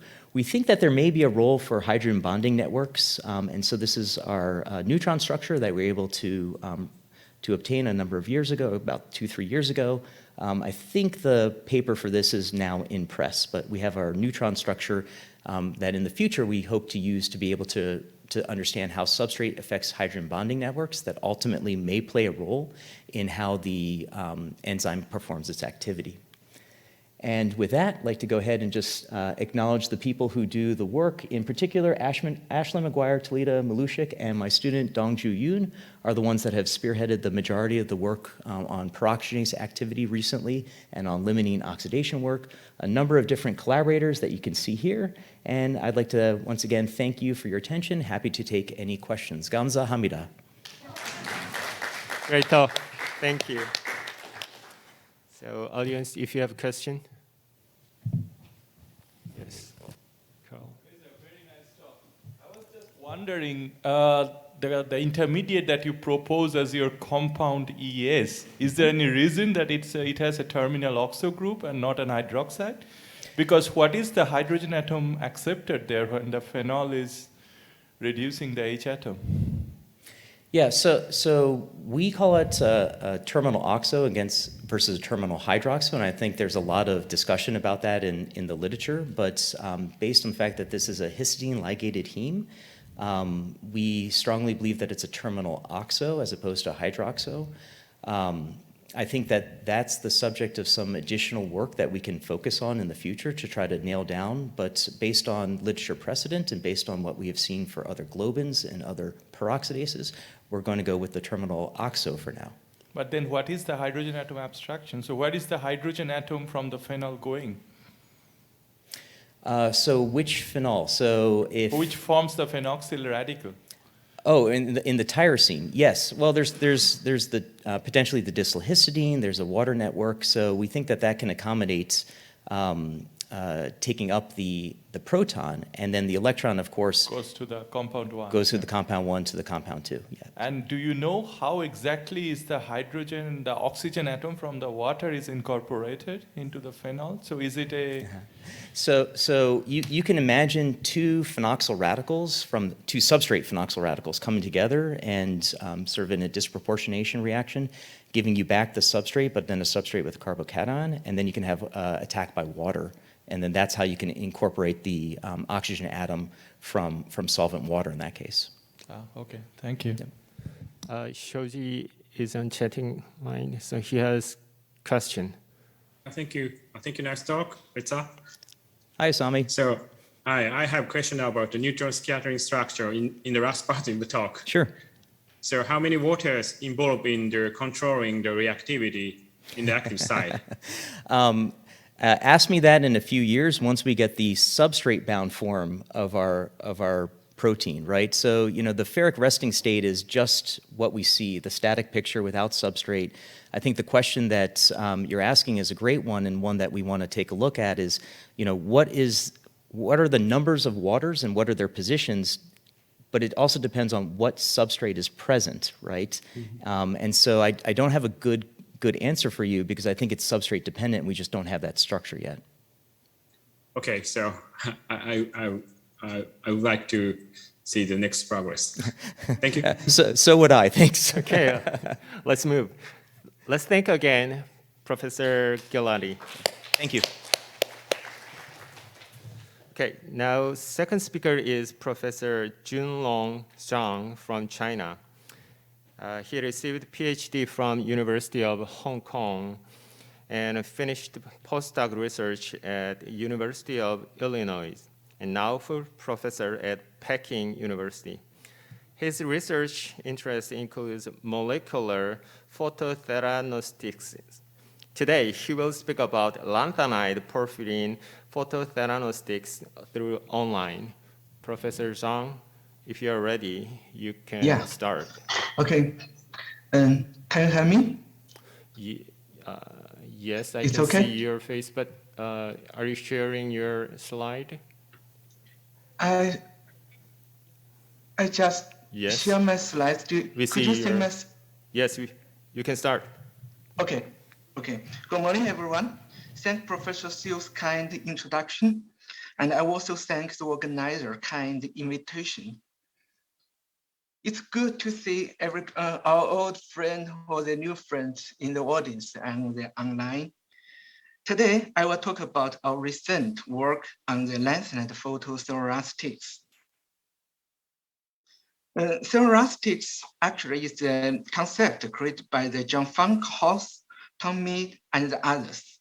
The central part of this concept is a combination of the both diagnostic and cereroptic components into one single system. This provides the strategy that can image the disease tissue and monitor the drug delivery during the treatment. It's very attractive to develop the next generation of personalized medicine. So for a chemist, the cererotic actually is the emerging field that requires the creation of the target agents, both with both diagnostic and cereroptic modalities. So the straightforward to design this kind of cererostics is to combine the various imaging or the therapeutic component into one nano constructs. However, the inherent complexity and also the unknown cytotoxicity include arising from the difficult design, reproducibility, and also the accumulation and distribution are the obstacle to the clinical translation. Alternatively, integration the various of the imaging or the therapeutic property into one single molecule would be highly desirable for the easier preparation and use. However, most of the current focus are the organic molecule. So although they have the very good biocompatibility, synthetic flexibility, and even with the very small size, however, the function, how to expand their function from the single function is very challenging. So how to realize one single molecule with the multiple function is very challenging to design the molecule cererostics. So follow this line, we could see that the combination of the metal or the introduced metal with the organic framework may be alone to overcome this limitation. So the metal ion has attractive electronic structure different from the traditional organic molecule with some inherent the theoretical imaging modalities. For example, the MRI, PET, and the other the metal center luminescence. So this is so the metal complex maybe represent the very promising candidate for the next generation molecular cererostics. We are interested in the lanthanide. Lanthanide alone as the rare earths include the 15 chemical elements. So the reduced stability of the lanthanide string with the 3 euro charge makes them highly suitable for the biologic application, especially in the presence of the reductant intercellular. Moreover, as a result of the 4F inner orbital or the electron structure, many lanthanides display the similarity in the size and reactivity, but significant different physical properties such as the luminescence, magnetism. So just like the mask of Peking opera, they have the very similar face here, but they with a very different character and expression. So if we could control, however, if we control harness their property, so maybe we could create the bunch of a chemical tool for the biological application with at least 15 the elements.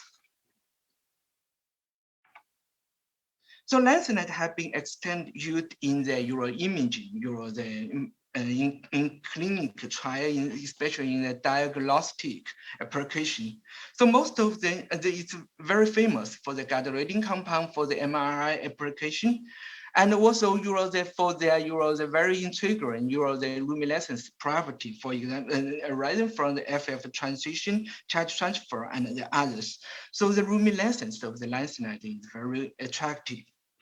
Of course, we also could see some several lanthanide elements that show some promising and chemotherapeutic drugs or the PDT photosynthesizer. For example, here is a ytterbium, the porphyrin that developed or the report by the Professor Chi in Hong Kong. And he found that this kind of ytterbium complex is more cytotoxic than the cisplatin in several human cancer cell lines. Of course, in this field, it was to note that the testosterone first developed by the Professor Schussler, have been entered the clinical trial, have been used as a radiation sensitizer for some brain tumors. So these pioneer studies encourage us to explore more lanthanide complex for the cancer or the cirrhosis. So in my lab, we start with the development of the lanthanide near emissive probes. However, for the FF forbidden nature, so the absorption section of the lanthanide cannot be excited efficiently. As early as how to resolve this problem, Professor Weisman had observed that before they observed the irradiation of the organic ligand, and it could be used to transfer the energy to the coordinated, the trivalent European cation that could promote the luminescence of the European. So this this process is also called sensitization. And so the organic ligand could be called the light harvesting antenna ligand. So this effect or this process is also called the antenna effect. So this discovery could set the stage for construction of the lanthanide complex that could not lead to excited the lanthanide directly. So this is the general the approach to how to synthesize this kind of emissive lanthanide. For example, we could choose the ligand through the proprietary ligand design, and then optimize the energy transfer from the triplet state of the ligand to the excited state of the lanthanide. And then for the near emissive, the lanthanide, the excited states, they have the very low excited, the energy, very easy to perturbated by some long radiative transition. So how to elimination of this kind of high energy oscillation is also very challenging for this, the design of the highly luminescent lanthanide. So design this kind of compound is important system design. So we began with the ligand design. So in our, here, then if we talk about the photosensitization, we will always think about the photosynthetic system in the nature. They always use the chlorophyll as an antenna ligand or the antenna to transfer the light energy to the manganese reaction center. So, however, for our mimetic, the porphyrin analog, for the porphyrin, they have the very low or the weak near absorption. For the chlorophyll mimic, this kind of dihydro, the chlorine, they always be oxidized upon the light irradiation in presence of the oxygen. So here we just design or develop the porphyrin chemistry, use this kind of azorin ligand or oxoazorin ligand to repress the pyrrole. We could keep the low microsymmetry and also perturbate the pi conjugation, and also we could functionize this kind of lactomoid and also to carry out perform our beta paraffin modification. In our opinion, maybe the importance of the porphyrin chemistry lies in the mimic of the some structure factor of the natural carrying tetrapyrrose, such as saturation level that refers to the aromaticity, and also some the peripheral functionality that we could develop some covalent bond to conjugate for the other functional moiety. So here we also find that their physical, photophysical properties could be, including the absorption and emission, and the excited states can be easier to the tuning by the systematically moderate their beta peripheral structures. Recently, we also found that this kind of beta-lactam moiety is very useful to construct some the photodegradate photosynthesizer. Here, in the basic condition, we could find the hydrolysis of this kind of the lactam moiety here, and then they will conjugate or they repress the water fluorine atom, and then form this kind of cyclochlorine structure. Further beta-lactamization of the opposite, the pyrrole, we could achieve this kind of, the lactam moiety here in this kind of cyclochlorine. We found that upon irradiation of the near-R light, and this kind of lactam moiety is could decompose and then release the carbon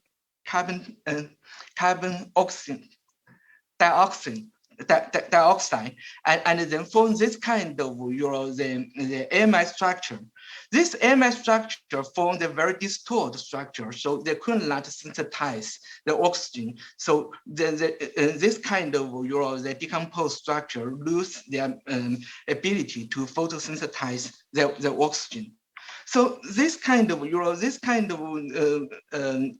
photosynthesizer also shows a very effective the therapeutic outcome, very fast, very fast metabolism, and so we could lead to the very the small the phototoxic reactions after the PDT treatment.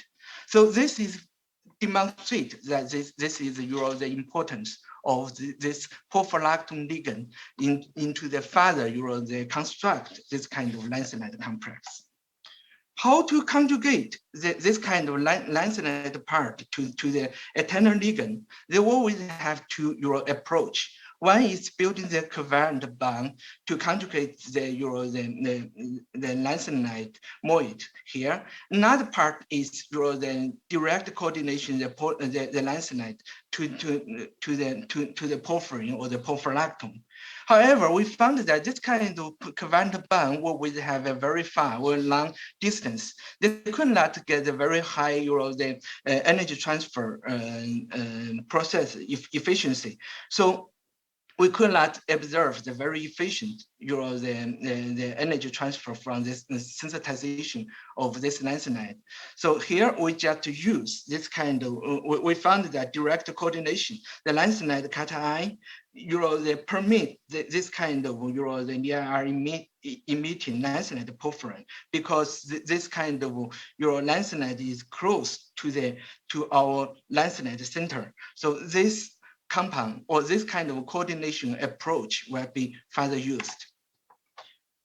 So as I mentioned before, we also construct the library of the porphyrolactone. So how to optimize the energy transfer efficiency, we could adopt follow this kind of energy gap rule. So we could calculate the energy gap between the triplet state of this kind of the photosynthesizer and the excited state of the lanthanide. So this is very important for us to optimize the best, the energy transfer efficiency from the light harvesting antenna to the excited states of the lanthanide. Here we can say when the energy gap between larger than the 2000 wave number is the most efficient. If lower than that, the energy the energy transfer efficiency will decrease. And for example, if we have a very low triplet state energy level, and we could not synthesize the lanthanide here. So this also form a chemical base for the later for us to construct all the lanthanide phototherapeutic. So, and the third issue to affect the DIR luminescence is the high energy, the XH band that we call for example, the OH band, CH band, and the NH band. They always have the high energy level. They could very efficient, they quench the excited state of the lanthanide. So always come. Of course, this kind of the quench effect also could come from the secondary or out coordination sphere. So how to, we want to demonstrate that how efficient of this kind of, the quench effect. We set up a very easy or the simple model. We just, reduce the lacto moiety here to produce a lactail. And this lactail have two isomers. One is up, another one we call is down. For the up one, we always found that this hydrogen bond is this OH is more close. Is closer than the down isomer. So we found that the luminescence of the DIR luminescence is more sensitive, was much lower than for the upper isomer than the down. So if we just protect this OH group with some deuterate methyl group, so we found that we could then get the luminescence, turn on the luminescence. So this is very important for us to demonstrate this kind of secondary coordination sphere effect, this kind of DIR luminescence. So with this three, these three factors in mind, and we could, we could achieve the very high luminescence. DIR, the lanthanide complex. We just use the perfluoroporphyrin and the deuterate, the chloride ligand to protect or to construct this kind of sandwich lanthanide complex. We could achieve the very high luminescence. You can see here, the quantum mu is up to the 60%. Is much higher than the ordinary or the traditional DIR dye. The work is smaller than 5%, and we also could achieve the very long lifetime. So this is our molecular basis for us to next construct the DIR luminescent Prof. So the next step is we want to make our Prof the water soluble. So we develop three routes to modify the porphyrin to achieve both the compatibility and the high DIR luminescence. Here we just demonstrate the three the routes from the methyl modification, beta saccharidation, and the modify with the beta lactonation here. So here is the we demonstrate that our Prof could do the cell imaging very well. More recently, we prepare a series of the lanthanide complex for the Sanger, the labeling of the biomolecules, but attach the alkyne and the ether group here. So our clickable lanthanide complex could they are water soluble and also they also are fluorogenic. So showing the very strong DIR emission increase upon the clinic conjugate onto the biomolecules. So we demonstrate that with the metabolic labeling, the alkyne or some enzyme, we could do this kind of cell labeling here to demonstrate the cell labeling here. We could find the molecule, the turbine Prof could conjugate this kind of molecule in the fixed cell. So using the carbon-free click reaction, we also could the covalent bond label some cell phase protein in the HeLa cell with some double ester, and then subject the conjugate or luminescent ytterbium complex. Similar treatment were conducted in the immunofluorescence imaging, use this kind of ytterbium complex conjugate on the streptavidin to labeling the alpha tubulin in the living cells also. So the next, a lot of people will ask the question, what is the advantage of the lanthanide probe? How to demonstrate the unique property of the lanthanide? Because we have a lot of the organic dye here. So we noticed that there is a the color barrier in the fluorescence imaging. That is what is the color barrier? That is that is to say because the traditional organic dye has the significant spectral overlap as a visible region. So at most, for the image, cell imaging, at most, the 5 fluorescence color in the same sample could be seen. So we could see that because our lanthanide compound is emissive as an near window, so we could add the extra color channel here. So one of the attractive features of the lanthanide compound is the capability for this kind of multiple imaging in combination with the other fluoro in the visible region. So here is the example demonstrates that our compound could do this work. Another thing is we could combine the advantage of some the molecular imaging technique here. Here is the example of this called expansion microscopy imaging. Here we collaborate with Professor Chen Xin in our department, and we applied this compound to conjugate with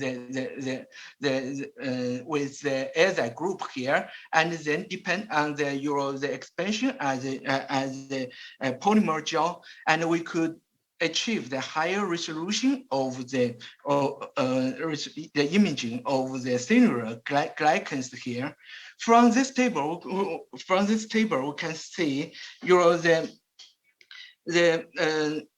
4-wise half vaccine the data decrease from the 2 micrometer to the almost 0.9 micrometer. So suggest this improve of the result, the ability use this kind of EM imaging. So this is the first time to use this kind of near-IR probe here. So owing to the low natural abundance or the distinguishable isotope distribution of the lanthanide elements. So this kind of elements, the lanthanide complex could be applied in the mass imaging. So this is all demonstrated in the time of flight secondary ion mass spectral imaging. Here we found that the ytterbium compound or the erbium compound, we could imaging the nucleus very well. Okay, furthermore, we could combine to demonstrate the correlation of our DIR imaging and the SIMS or the mass imaging together. This enable the new biological application with a different the lanthanide complex, and this where the first demonstrate this compound or the lanthanide compound could do some the imaging that organic molecule could not easily to do. So for the in vivo imaging, we as a 2019 we just demonstrate this compound in the mice. And we were so successful to model the DIR fluorescence imaging guide operation with this kind of resection of the lanthanide laughing node in vivo. And furthermore, we also applied this kind of the pH sensitive lanthanide complex to imaging or the monitor the pH change of the upper digestive tract caused by the abnormal gastric assay. For example, we had applied the fast and to fade. They changed the pH from the 1 to 6, and also the monitor the pH, the trigger medicine process. So this compound just demonstrates that our lanthionide complex or the Prof could be used. It's kind of in vivo measurement or the sensing. So the uptake-based serostic always generate increasing attention because they have the non-emissive or the high process or the controllable nature of light. So how to moderate or balance the imaging and the therapy, the functions? The Jabrowski diagram gives the general guideline. In principle, we could see, they had excited the PS always generate the fluorescence and also the phosphorescence and also the energy dispersion through some the result and some the PTT or the same effect or some caustic effect.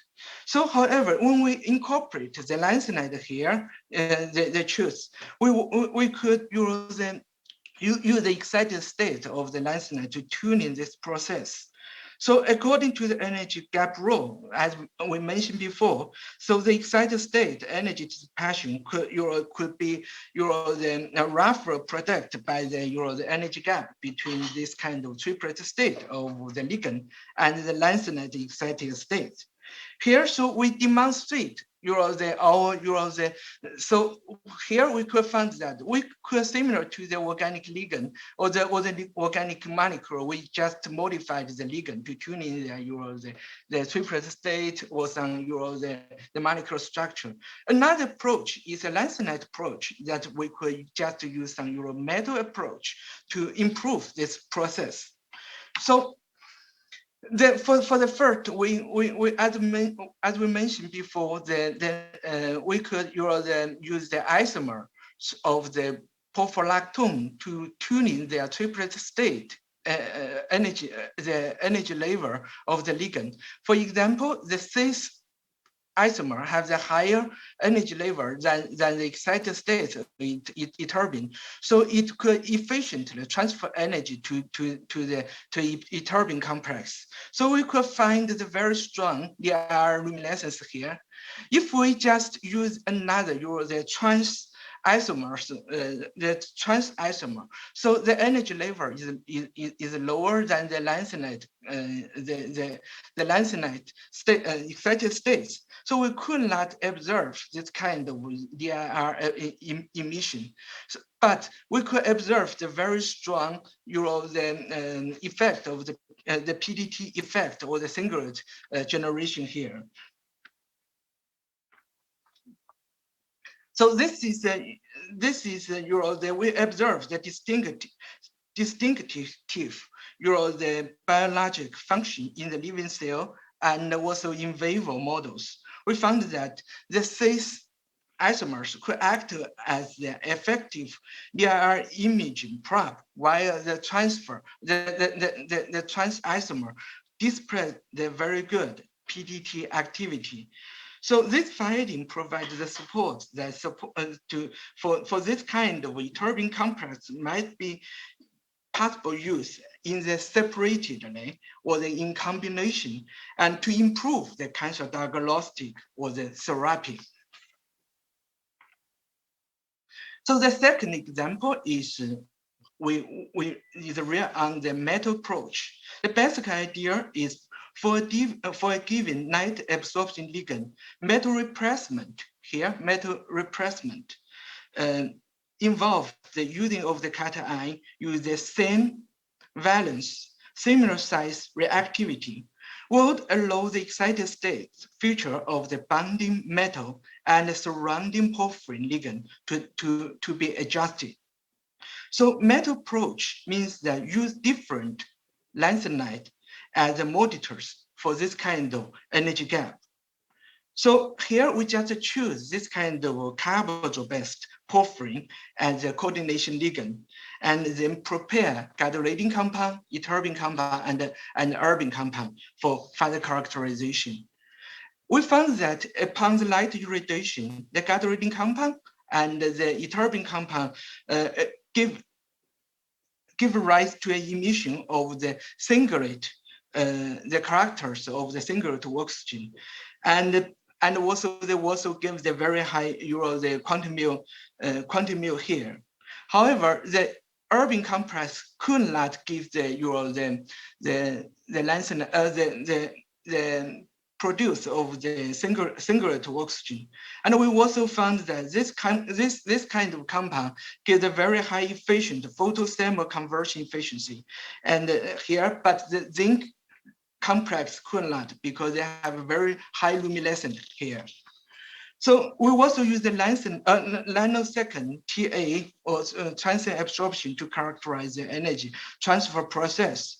We found that for the gamma-radiating complex, they have the very high, they're very efficient, the triplet state producing and have the very long triplet state.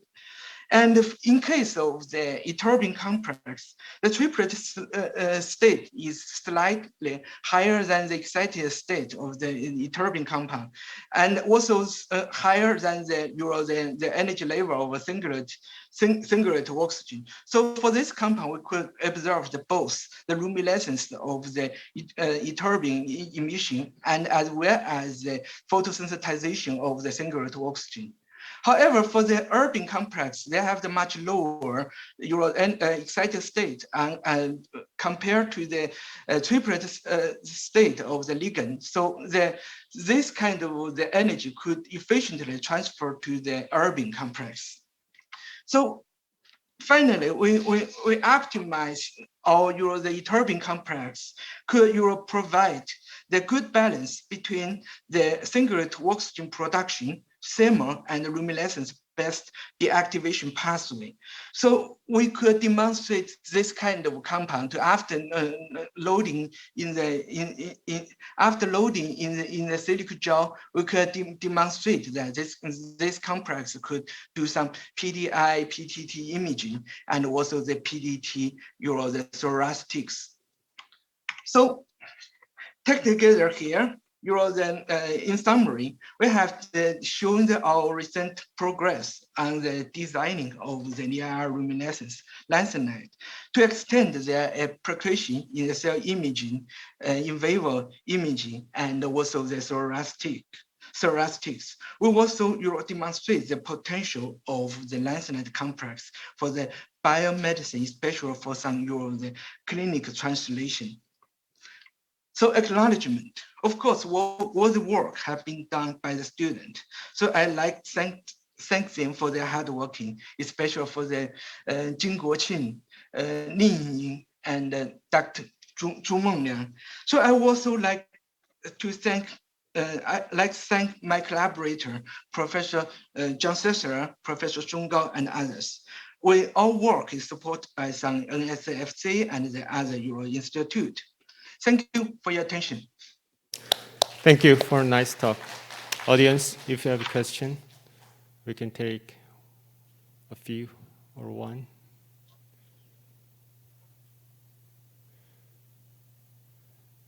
Okay, because of time limit, so we'll stop here. So let's thank again Professor Zhang.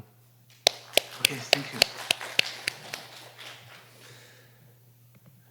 So next speaker is Professor Guangyu Zhu from China.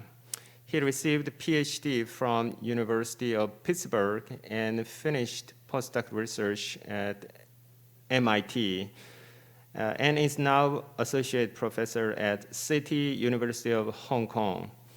Today, he will talk about platinum anti-cancer prodrugs through online.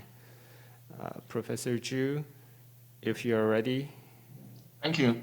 Okay. Thank you, Professor Sigel, for the very nice introduction. Good morning, everyone. I would like to begin my presentation by thanking the organizers, especially Wang Wu, Mihi, and Songjie, for the very nice invitation. It's a pity that I cannot attend the conference in person, but I do hope in the very near future I have a chance to visit Korea. So this morning, I'm going to tell you stories about platinum-4 anti-cancer prodrugs, and more specifically, how we offer the original drug controllably activation property, and also how we deliver the compound specifically into tumor. So I think everyone knows that the anti-tumor activity of cisplatin was discovered more than 50 years ago by serendipity. Now later on, cisplatin together with carboplatin and oxaliplatin are widely used in the clinic to treat different types of cancer. Now the compound can kill the tumor cell, but simultaneously they can also kill the normal cell because they do not have controllable activation property and they do not have tumor specificity. So that's the reason this type of compound is highly effective but highly toxic in the clinic. They have lots of side effects such as nephro and neurotoxicity. And of course, both intrinsic and acquired resistance significantly inhibit the clinical efficacy of platinum due to the drug resistance issue. So of course, colleagues in this field have different strategies to conquer the issue. For example, we can have novel complexes, we can deliver the compound into the tumor cell, and we can also have combinatorial therapy. Now let's take a look at the chemical structure of cisplatin. Apparently this is a platinum-2 compound with 4 coordinating ligand. We believe platinum-4 compound are among the most promising next generation platinum drug. From chemistry point of view, apparently this is an octahedral structure with 6 coordinating ligand. So we can actually tune the structure of the non-living group and the living groups, so we can have different nature of platinum being added, and we can have different reaction kinetics. But more importantly, we can tune the structure of the axial ligand, which are only present in the platinum-4 compound, not the platinum-2 compound. So in this case, we can offer the original drug additional targeting and biological activity. And more importantly, we can, as I mentioned, offer the original compound controllable activation property. Of course, we can tune the structure of the whole molecule so they have different lipophilicity and solubility. Actually, more than 40 different types of platinum-4 compounds went into clinical trial. For example, citraplatin in phase 3 trial and aproplatin in phase 2 trial. Now, ideally, those compounds should be stable in the bloodstream and outside of tumor cell. And once they go into the tumor cell, they will be reduced by intracellular reducing agents such as small molecule and proteins, releasing platinum-2 drug, cisplatin, or other type of platinum-2 drug, together with R1 and R2, 2 axial ligand. So we can take advantage of this process to have reduced toxicity, to tune the pharmacokinetic property of the compound, and to functionalize the compound with other biological activity, including targeting property. Let's take a look at the mechanism of cisplatin. So the compound has to go into the cell, binds the DNA. That's not enough. The DNA damage has to be recognized, and then apoptosis has to be initiated. So along the way, you can tell there are lots of factors that may generate platinum resistance. For example, the compound cannot go into the cells well, the compound cannot be activated well, and more importantly, if the apoptosis cannot be initiated, that's also another issue, such as loss of p53 function or enhanced DNA repair. In the tumor microenvironment, cancer cells are not alone, of course. There are lots of interactions between the cancer cell and the lymphocytes, such as T cell, and also myeloid population, such as macrophage. So in the past several years, my lab tried to tackle those different factors to conquer cisplatin resistance. For example, we have compound that can efficiently go into the platinum-resistant cells, and we try to activate the compound efficiently. And we also target the p53 to induce activity of the p53. So we call it dual targeted platinum-4 complexes, chalcoplatin and monochalcoplatin. We also target different DNA repair pathways, for example, poly-ADP ribose polymerase and the nucleotide excision repair to inhibit the DNA repair, and simultaneously we damage the cell with platinum to overcome the platinum resistance issue. Now, we summarize recent progress in the synthesis, stability, and activation of platinum-4 prodrugs. In order to synthesize platinum-4 prodrugs, we need to take the platinum-2 drug and do the oxidation reaction. This is actually a 3-component reaction where both your oxidizing agent and the solvent will play a role. Now, once you get the platinum-4 prodrug, the first job is to test the stability, especially under physiological condition.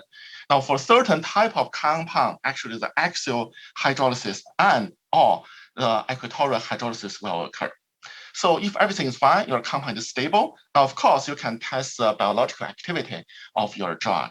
Now, as I mentioned, the compound will go into the cell and with the help of small molecule reducing agent or even protein, the platinum-4 prodrug will be reduced to platinum-2 drug via either inner sphere or outer sphere electron transfer process. So we call this process passive reduction, but finally you get uncertain platinum-2 forms. On the other hand, we can also offer the compound a controllable switch under certain type of stimulus, for example, Ross, electricity and light. The platinum-4 compound will be activated to a certain platinum-2 drugs. So this process, we call it controllable activation. Of course, there are different type of way to activate the compound. Now, by using light, we can also achieve this controllable activation. Of course, lots of pioneering study have been carried out in this area to obtain photoactivable platinum-4 prodrugs. So the famous example includes the diazido platinum-4 compounds. Those compounds are quite stable in the dark, even in the presence of reducing agent. That's the reason they have low dark toxicity. Now, under the irradiation with UV or visible light, the compound is fully activated, leading to wonderful photocytotoxicity. Another class of compound is dialdo platinum-4 compound.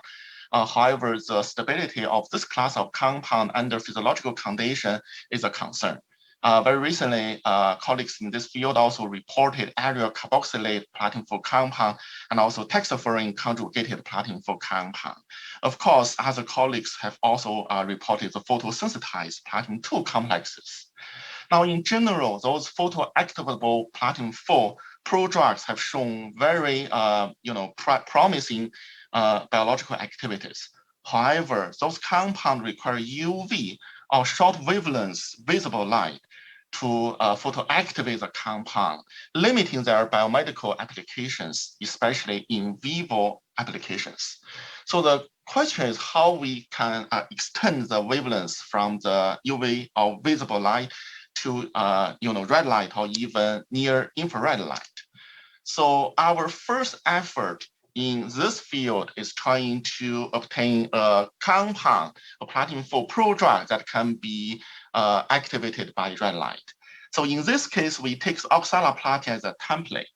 We functionalize the compound at the axial position with a porphyrin ligand. We call this prodrug forbiplatin. This prodrug is quite stable in the dark, even in the presence of reducing agent. So that's the reason it has low dark toxicity. Now, under irradiation with red light, 660 nanometer, 7 milliwatts per square centimeter, the compound can be efficiently activated. So that's the reason it can kill the tumor cell very efficiently. Compared with the original drug, oxaliplatin, the photocytotoxicity increased by 1,786 times. And also we use the in vivo xenograft model to test the activity of the compound. It's very active as well in vivo. We also studied the photoreduction mechanism, and the long story to be short, it turns out that after irradiation, the compound will be activated as an excited state, and then the porphyrin structure will actually obtain the electron from the reducing agent first, then transfer the electron from the porphyrin structure to the platinum center to initiate the photoreduction process. That's the reason we call this PPXL ligand as a photo-induced redox relay. Very recently, we also obtained this nucleus-targeted platinum-4 prodrug. We call it cumoplatin. Now, from the structure, you can tell it's also based on the structure of oxaliplatin and we put a photo cage, in this case, a coumarin structure as the axial position. We also put a nuclear targeting group as the other axial position. So this compound, coumaplatin, can go into the cell very efficiently and accumulate actually in the nucleus of the cancer cell. And now under irradiation with visible light, the compound can be fully activated, releasing, of course, your photo cage together with the original drug, oxaliplatin. So of course, compared with the original drug, oxaliplatin, the compound shows up to 2 orders of magnitude enhanced photocytotoxicity. We also studied the mechanism of this compound. It turns out the mechanism is actually different than the original drug, oxaliplatin. Of course, the compound can address the cell cycle at the G0, G1 phase, and of course, it will induce apoptosis. However, this compound can induce a significantly enhanced amount of cell senescence, and this compound can also activate T cell in a co-culture experiment. However, the original compound, original drug, oxaliplatin, cannot do so. So now we know if we shift the intracellular localization of the compound to nucleus, the mechanism will be altered. Another way to activate platin-4 compound is to use external photocatalysts. Of course, you can use small molecules such as flavin, such as ruthenium complexes, as well as proteins such as glucose oxidase or NADH oxidase. You can use different type of platin-4 substrate, for example, cisplatin, carboplatin, and oxaliplatin-based compound.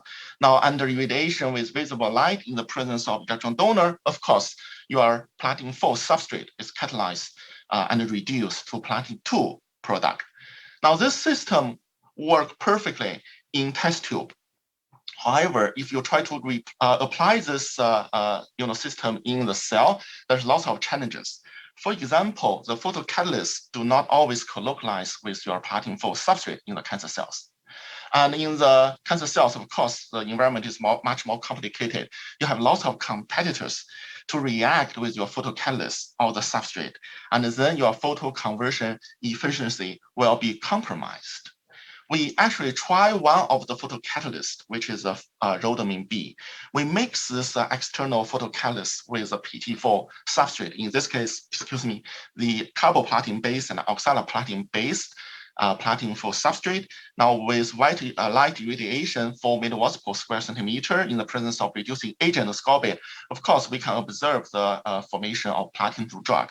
However, if you take a look at the photoconversion rate, it's very, very slow. So after 5 hours, in this case, less than 10% of the compound is photoconverted. The best compound is actually compound 3C. Still, after 5 hours, you only have like 60% of compound that is converted. So now we know rhodamine can convert the platin-4 product to PT2 drugs, but the photo conversion efficiency is very low. Now the question is how we are going to increase the photo conversion efficiency. How about internalizing the photocatalyst into the molecule?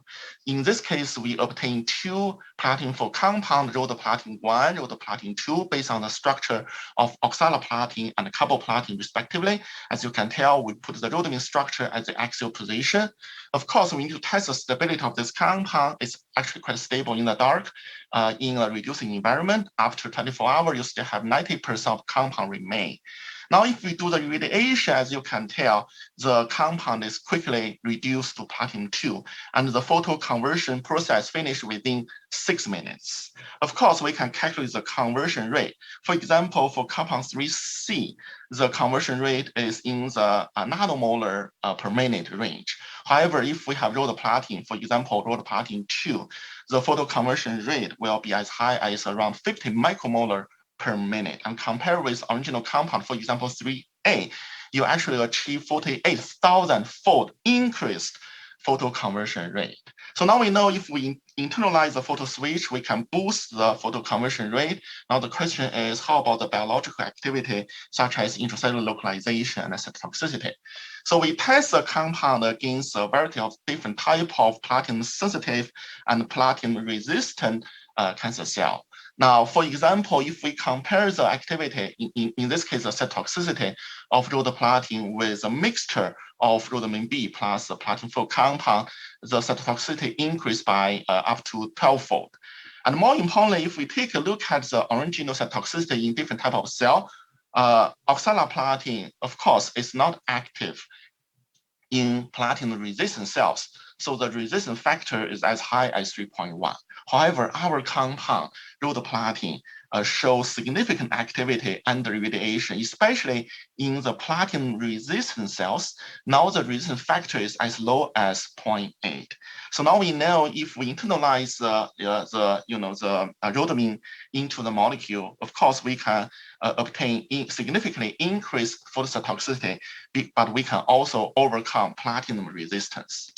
We also studied the mechanism of this rhodoplatine, and now we know rhodoplatine will accumulate actually in the mitochondria region of the tumor cell to bind to the mitochondrial DNA, not the nuclear DNA. And the consequence, of course, is the mitochondrial DNA damage to release the endo-G AIF together with cytosine C to initiate the apoptosis. All right. So we know that the compound will induce mitochondrial DNA damage dependent cell death, and this compound overcame platinum resistance actually via nuclear DNA damage independent pathways. So in the second part of my talk, I'm going to focus on the delivery of platinum drugs. Of course, we can utilize different type of drug vehicles. For example, nanoparticles. Now in my lab, we utilize different type of nanoparticles, such as upconverting nanocrystal, inorganic nanoparticles, liposome, etc.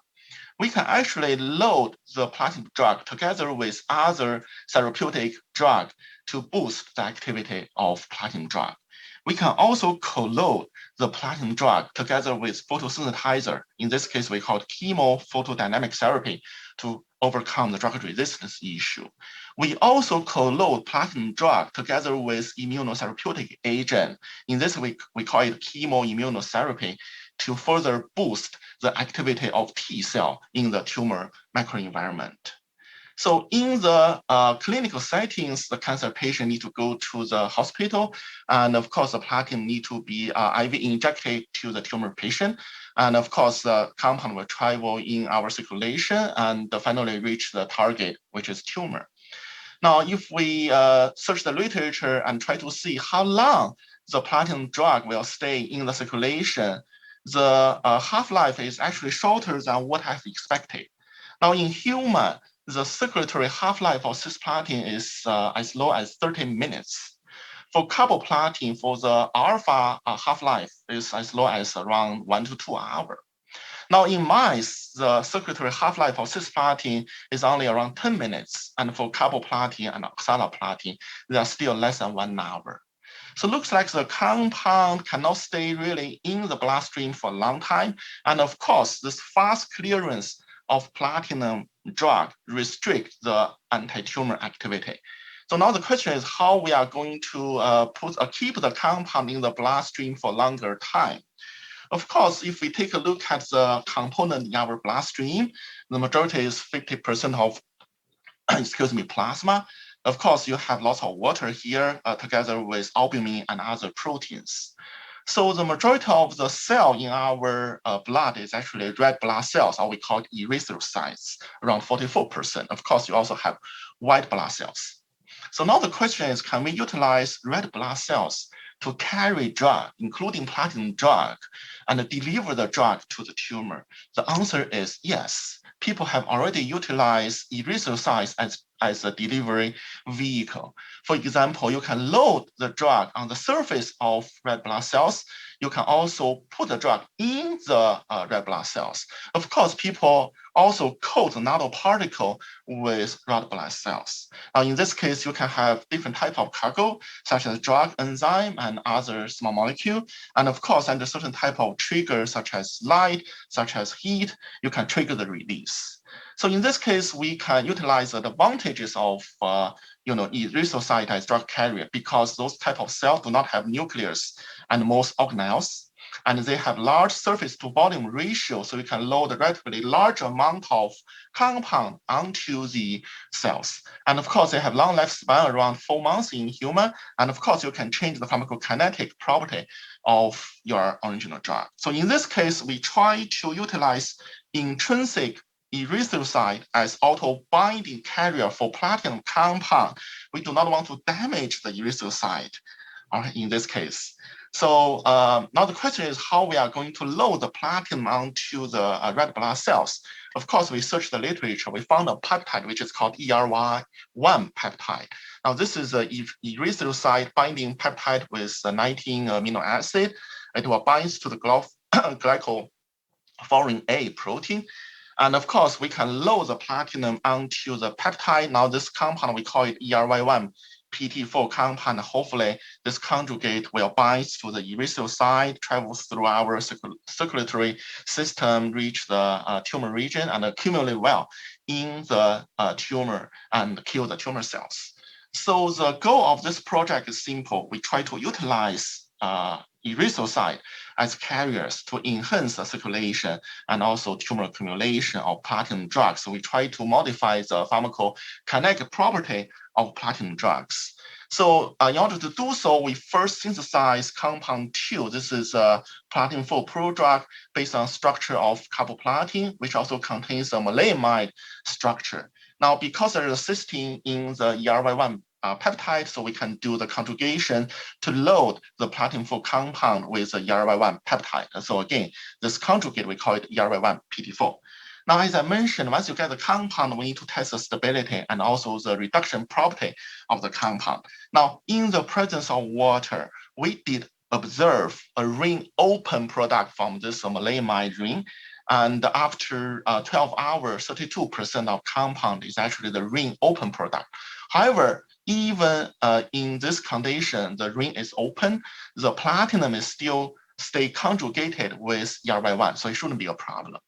Now, in the presence of reducing agents such as ascorbate, of course, the compound, this ERY1 PT4 will be reduced, releasing your ERY1 peptide together with the original drug, carboplatin. Now, we also tested the, the property of this compound in the presence of another reducing agent, which is glutathione. And we actually observed that the ritual microadhesion will occur in the presence of glutathione to release the original peptide, ERY1, and together with compound 2. Now, of course, in the system, you have excess amount of GSH. The glutathione will further react with compound 2 to get this compound 5. All right. So now we know the platinum is relatively stable, and in the presence of reducing agent ascorbate, of course, the compound can be fully activated. And actually, the structure will protect the platinum 4 moiety from reduction in the presence of glutathione. So the next goal is to test whether this compound can really bind to the erythrocyte well.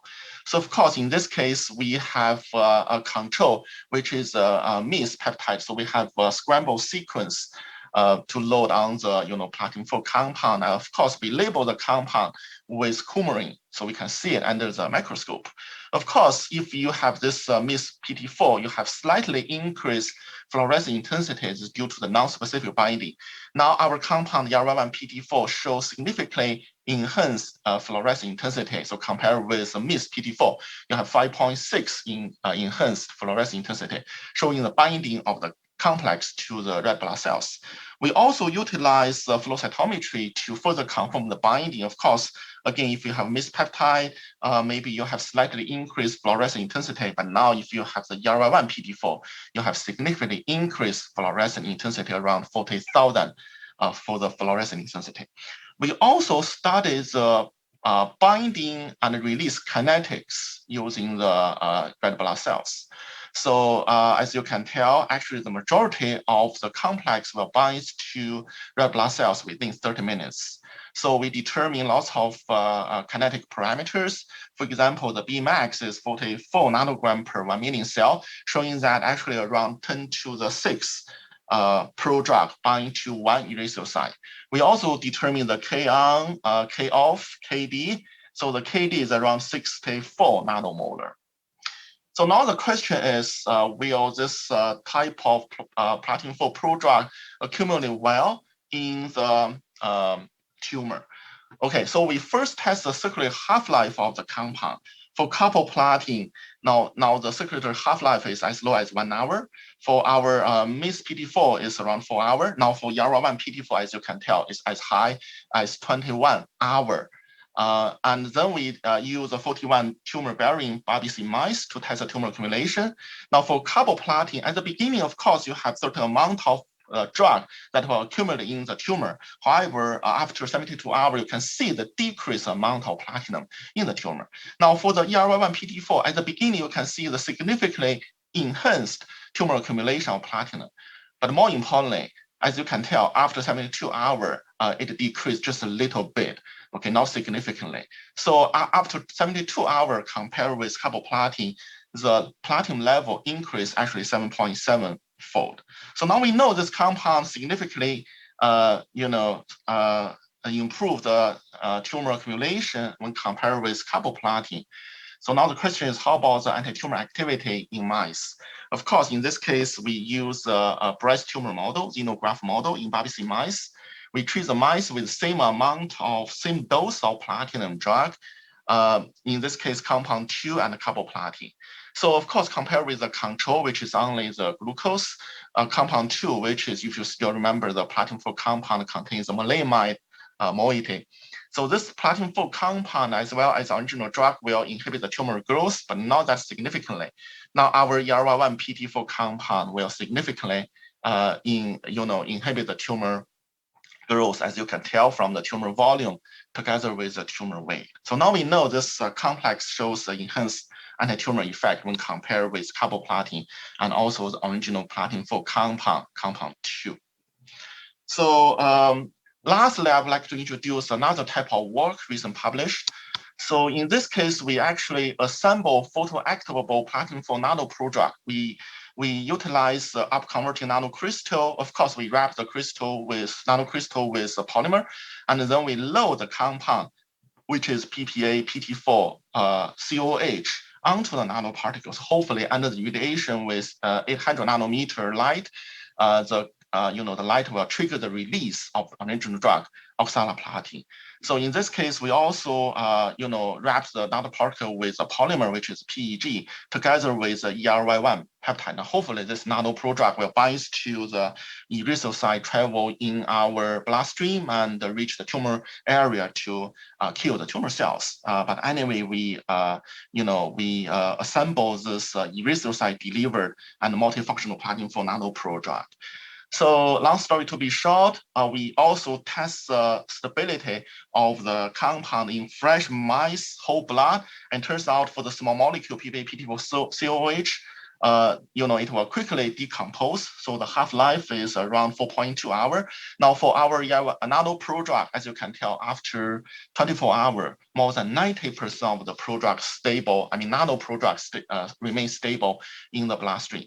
Now we test, platinum accumulation in the tumor in this tumor-bearing BABC mice. As you can tell, for some of the lots of other controls, of course, they have decreased level of platinum after a long time.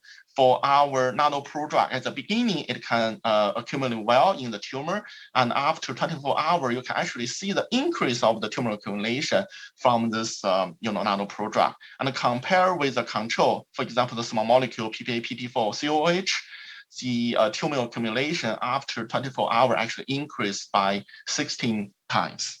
And we also test the half-life. For example, the small molecule, the half-life is as short as 0.79 hours. And for our nanoprodrug, the half-life is as long as 900 hours.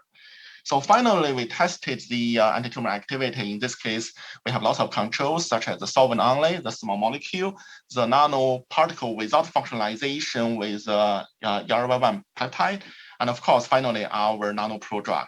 So it turns out our nanoprodrug is very effective. So actually, two out of 5 mice shows, the disappeared tumor. And of course, as you can tell, the tumor volume and the tumor weight significantly decreased. So in this case, we did observe a significant reduction in tumor volume and weight for our multifunctional platinum-4 nano-pro drug. So to summarize, we have obtained a series of photoactivable platinum-4 prodrugs, including chromoplatin that can be activated by blue light, bodo-PT that can be activated by green light, rhodoplatin, as I mentioned, by visible light, forbiplatin by red light, and also, as I mentioned, platinum-4 nano-pro drug by near-infrared light. So we can further functionalize those prodrugs to achieve different subcellular targeting and localization. And it turns out if we change the subcellular localization of the original drug, the mechanism will be different. And of course, in the second part of my talk, I introduced the application of using intrinsic erythrocyte as a carriers to enhance the circulation tumor accumulation of platinum drugs. And of course, lastly, I report the multifunctional platinum-4 nano-pro drug, which is delivered by erythrocyte to achieve a dramatic anti-tumor activity in vivo. So with that, I would like to thank my student who worked hardly on the project, Dr. Zhiqin Deng, who worked on chromoplatin and rhodoplatin, Dr. Hou Zongyao, who worked on ER11PT4, and Dr. Na Wang and Zhigang Wang, who worked on the platinum-4 nano-pro drug. I also would like to thank my collaborators and the funding agencies from both Hong Kong and mainland China. Thank you so much for your attention. Thank you for a nice talk. Audience, if you have a question or online. Okay, I guess, well, everybody knows it's lunchtime. So let's thank three speakers for their all wonderful talk. Let's thank. So we'll have lunch time until 2 p.m. Thank you.